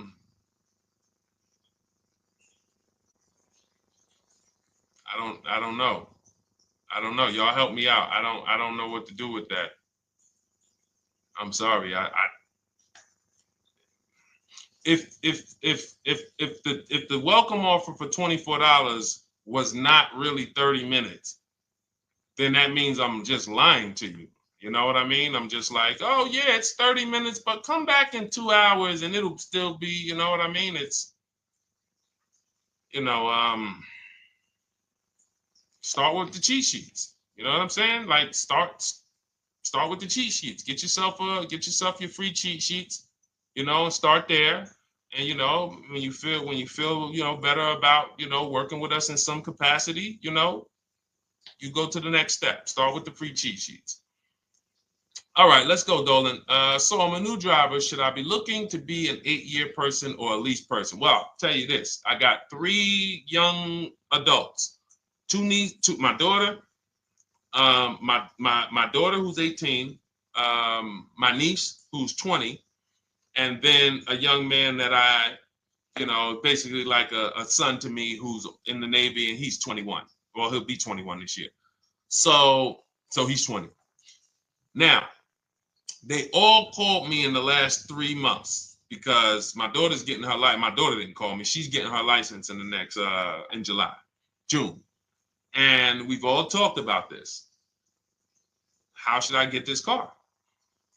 Now, my situation when I was 22, I'd already bought a $500 Mitsubishi Eclipse. Transmission went out on me probably after 6 months. And then I bought a buy here, pay here car. This is before I got into the car business. I got into the car business, I was 22, working for Pontiac GMC Buick. So I get this buy here, pay here car. It was a quality Chevrolet Cavalier. I didn't know anything about cars, so I went to a local spot. They said, hey, put down this, just pay us $50 a week. So I did that. But 22, I had my daughter, and my boss says to me, hey, why don't you lease something? And I was already selling cars, but I just didn't think, could I even, qualify for a lease? I don't even know what I was selling them, but I'm just literally doing what most salesmen do. All right, he wants to lease. All right, what's the payment? Yeah, tell him it's this. All right, perfect. They said it's that. Oh, that's a little too high. All right, they said it's a little too high. All right, so that's what I was doing. I didn't really understand anything. That's most car salesmen. So I end up getting a Pontiac G6. I'm 22. I paid $256 a month. Now, it would have been less, but I didn't get a tier 1 approval because I didn't have, I think my credit was like mid sixes at that point. And you know, you really want to be over 670 to get most of the tier 1 approvals. But it would only raise my payment maybe 25 bucks. Wasn't a lot. Now I'm 22. I'm driving a brand new 2007. It's still 2006. 2007. I'm pulling up, brand new car, full warranty, $256 a month. At the same time, I have a friend, got a vehicle, Toyota, financed it, went in. She had, you know, we had our, she had a young child, a little older than us, maybe 1 or 2 years older than us. And then she goes and she purchases a car. $500 a month. She didn't get ripped. That's what a $20,000, $22,000 car costs. She got a Corolla. $500 a month. We're 22. Plus insurance. This is enough to break a young person, young family. I'm paying $256. She's paying $500. That right there. When I tell people that story, it's amazing to me how many people will say, Deshone, when I got my first car, my parents took me out. We financed this car. We financed this. I was paying $400, $500, $600 a month. Whether the parents were paying some of it, or they were paying some of it, or they were paying all of it. Thank you, Kathy. Appreciate you sharing. So this is what all of them, all three, well, 2 of them. I don't know about the young man. Because his parents.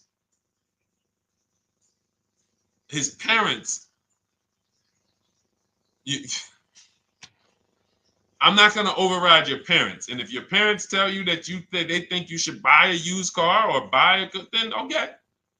But I'm just telling you, when you see my daughter and you see my niece pull up in brand new cars and they have low payments and they don't have to worry about getting stranded on the road, hey, call the tow truck. Do we still have a warranty on this thing? So I would be telling, again, 8-year rule. Because if I've had young people in their early 20s who are like, I'm not even into cars. Like, I'm going to buy this and I'm going to keep this car. Like, I'll keep it 8, 10 years. I don't. And I've had some people who they know when they get a better job, when they move to this, they're going to start a family. They're probably not going to keep the car 8 years. So it still goes back to the 8-year rule. Always. Always. Most young people, most people should be leasing their cars. That's how I did very well throughout my 20s. Praise the Lord, because I did not have high car payments. I didn't have cars breaking down on me where I had to be like, oh man, couldn't get to work today.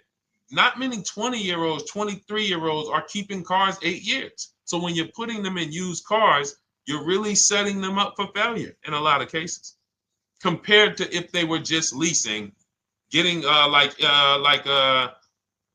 because some people be like, wow, are $300 car payments still out there? Oh yeah, they're still out there. Just you just are shopping for the right car. I know India had her look, Rosalie, she's in our done with you video checklist and coaching program, like Cars from Home. She's, you know, this is our Facebook group she's commenting from. 3 vehicles she got, all for her sons, all of them. A Nissan Rogue, $399 a month. That's a $36,600 car. She got a Mazda CX-30. That's a $28,200 car. Payments $339 a month. $339 a month. And then she got a Mazda CX-50 for her other son, $40,000. On top, we haven't even talked about the equity and leases and selling leases and, you know, really maximizing the equity, because she said she got $6,700 selling 2 of the old leases. $6,700. Drove the cars for 3 years, had equity, bid it out, sold 2 of them, $6,700. You're probably like, Deshone, I didn't even know you could sell a lease. My question is, how much has that cost you? So when you're looking at investing in anything we're doing, be it my book, be it Shop with Deshone, our video checklist and coaching, be it our Done For You program. One thing that we do covers everything. Your first deal, if you're moving, you're gonna be like, shoot, I got everything I just invested back times 10. That's what we hold ourselves accountable to. Just her equity alone, she made $6,700 selling 2 cars. Didn't even know I could sell leases, and I just put $6,700 in my pocket selling 2 leases. Whoa. So $300 payments.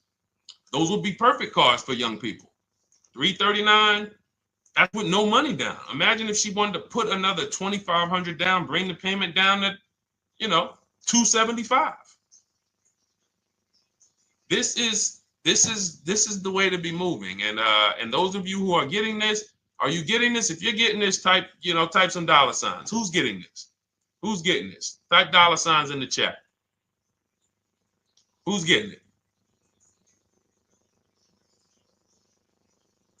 Let's go. Who's locked in? All right. I see you, Mario. I see you, Dane. I see you, Terry Carter. I see you. Who's getting this? Who else is getting it? Who else is locked in?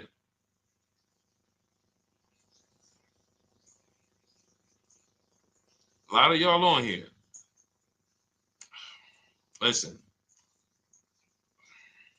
I see you, DJ and Nice. I see you, Arms Reach. And I can tell the people that's locked in because they be like, all right, Deshone, you said you're here for 90 minutes. I know we got about 3 minutes left. I mean, I'm hanging for this whole thing. I don't want to miss anything. Shout out to the people that are locked in. All right. Go ahead, Dolan. Should the out-the-door price include your trade? First of all, that's a curse word. All right, we're going to go back to that because I got out of saying that for a while. We do not trade cars. So you probably just popped in maybe about 30 minutes ago on the stream. We were talking about the 3 pillars of great car deals: who you buy your car from, who you sell your car to, who you get your loan from. You in order to get a great deal, a below market deal, you must get a great deal from each one, which means you bid out each one. I bid out, got multiple offers for who I was going to buy my car from. I got multiple offers for who I was going to get my loan from. I got multiple offers for who I was going to sell my car to. I bid out everything, therefore I got my great deal. If you bid out this, but you don't bid out this, and somebody you get an interest rate of 7.1 when you could have got an interest rate of 5.2, you lost $2,000. Depending on the cost of your loan, how much you're financing, you lost $2,000. Yeah, you did a bid on who you bought the car from, or you didn't bid out your trade, therefore you didn't find the highest bidder. You traded your car for 14. Another bidder would have paid you 18. You lost $4,000. So you got to bid out everything. That's why we do not trade. The only people that have to trade are people with a lot of negative equity who can't pay off the difference.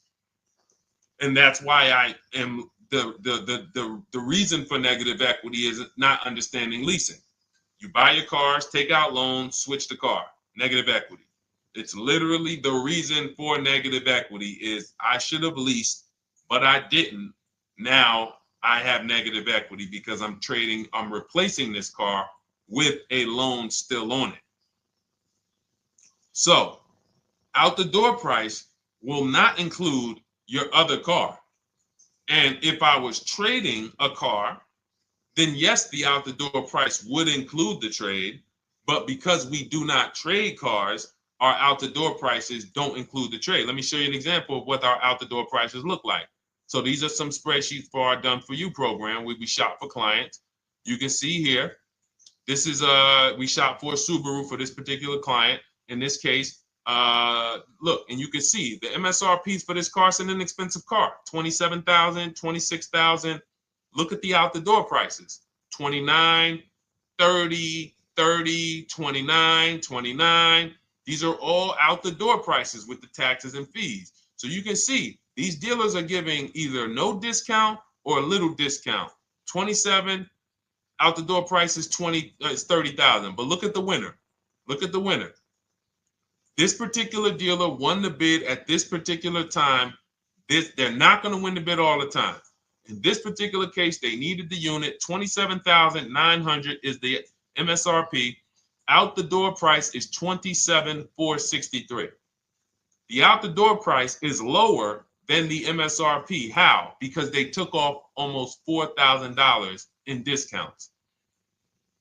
Almost $4,000 in discount. So every time you shop for your used cars or new cars, this is how you should be shopping. If you're not leasing, this is how you should be shopping.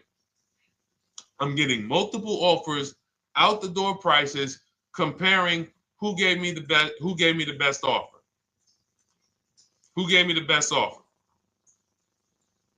Oh, look, Daniel Thompson said, D, I'm bidding out to sell my car and got a $4,000 swing from the lowest to the highest bid. This is the people who you listen. If I can bring them on and have them talk, they would be talking to y'all about how different this is. I didn't bring you here on a Tuesday afternoon, or you're not watching this. If you're watching the replay later on Tuesday, or maybe, Wednesday morning, we go live at 12 noon, Monday through Thursday. So we replay the show just for everyone who missed it. You can send all your friends, family, go to Deshone the Auto Advisor's pages, watch the replay from today's show. But they know this is, I didn't bring you here to talk to you about hundreds of dollars. We are talking thousands of dollars at all times. There is never anything that we talk about that is hundreds. Let someone else talk to you about how you can save a couple hundred more per month. We might be talking about hundreds per month. That might be the only time we're talking about hundreds, $200 per month. But other than that, which equals thousands. We're not here to figure out how we're going to save $50 this month. No, this is big, huge money. So thank you, Daniel. Thank you for tapping in with that information. So, all right, listen, guys. Everything we teach is in a step-by-step format, because when it's not step-by-step, you'll get overwhelmed. When it's step-by-step, you can challenge yourself to stay right on this step, check it off, move to the next step. Check it off, move to the next step. Step 7 in our Cars from Home process is delivery. Step 6 is paperwork. Step 1 is the most important question, which is the 8-year rule. It's literally called the most important question. 8-year rule. How many years are you keeping the next car? Step 2 is the equity assessment. That's why you heard Wendell in his book testimonial. He said, I just completed the equity assessment and we got 30% more than the book value. Bidding it out. He said, I'm about to move to the next step. So everything we teach is step. Step 3 is deal structure, where we budget and we see, all right, how much car can we afford? What does a good deal look like? Step 4, we go shopping, which is choosing what we want. Shopping, looking, doing. We're not buying it. We're shopping the market. We're test driving. We are literally choosing what we want. Shopping, enjoying shopping. Step 5 is multiple offers. That's when we're in talking to dealers online, getting offers, getting bids. Step 6 is paperwork and protection, to make sure that the offer we got is legit. We tied it up. Paperwork is right. We go over extended warranties, tire and wheel, maintenance plans. Do we need them? Key protection. Do we need any of this stuff? And step 7 is delivery. It is a step-by-step path. That is how people win. They're not coming into some college to learn how to be a car salesman or to learn everything I know. No, it's a path. So if you want the blueprint in book form, that's my digital book, Cars from Home, 7 Steps of Saving Time, Money, and Avoiding Dealerships. Normally $97, part of our 30-minute welcome offer. You can get yours for $24 in my TikTok bio, Instagram bio, the YouTube comments, and the Facebook comments. Click those links and then click the special $24 welcome offer. It's good for 30 minutes. And you'll save 75%. If for those of you who are like, Deshone, what about that video checklist? That is our Shop Done With You program. Cars from Home, done with you. You get lifetime access to everything we teach, all our below market videos, and it's short videos. I want you guys getting cars in 90 minutes. 90 minutes. Not shopping. The shopping might take you longer. Deciding what you want, you might be doing that for 2 months. But once you decide what you want, I want you to be able to get below market deals in 90 minutes. That's how I do it. We're not hours and hours to get these car deals. Some of these deals we make in literally 45 minutes over a 3-day period. So that is how we do it. And you'll have access to our coaching program. We do Zoom calls twice a month, first and third Wednesday. And you have a Facebook group with 1,600 people in it that have come before you in the last 3 years. And then for those of you who qualify for shop with done for me, just do it for me, Deshone. New cars, new cars and leases only. Credit score has to be over 670 FICO. Book a call with our team. Let's see if we can help you. All of those have welcome specials. The book is 75% off welcome special. Shop with Deshone is $200 off welcome special for 48 hours. And done for you is $300 off for 72 hours. All welcome specials for people to say, all right, I'm taking action. I'm going to take advantage of a lower investment for taking action immediately. And for those of you who you're still new here, you're like, Deshone, I like the information, but I need to get, can I get some free advice first? Let me test out some free advice. You can, of course, go download our cheat sheets, and that's there as well. All of that is in the Cars from Home Toolkit. So always a pleasure. We will be back tomorrow, 12 noon. Please mark your calendars, tell your friends, bring a friend, and we'll continue to, we'll continue to do what we do and try to make sure you guys have everything you need to win every car you get. I want you sending pictures with the numbers. You know you've done it right when every car you get, you have pictures with the numbers. You know people who purchase cars all the time, all post their pictures. Hey, had to upgrade. Oh, just got this. Hey, had to treat myself. Oh, watch it now. But you never see the numbers because they really are not confident in the numbers. They don't want to talk about the numbers. Everybody who shops with us, whether you're getting our book, whether you're using our stuff, and sometimes people who they piece together my social media videos and they'll get it done. But they are sending the numbers. Look at what I paid for this car. Not only did I get a great car, but look at the deal I got on the car. That's when you know, all right, you understand this thing. All right, have a great day, y'all. See you tomorrow. And if you couldn't make the whole broadcast, feel free to watch the replay. We'll be replaying it throughout the day until tomorrow's show. All right, have a great day, y'all. Thank you. God bless you.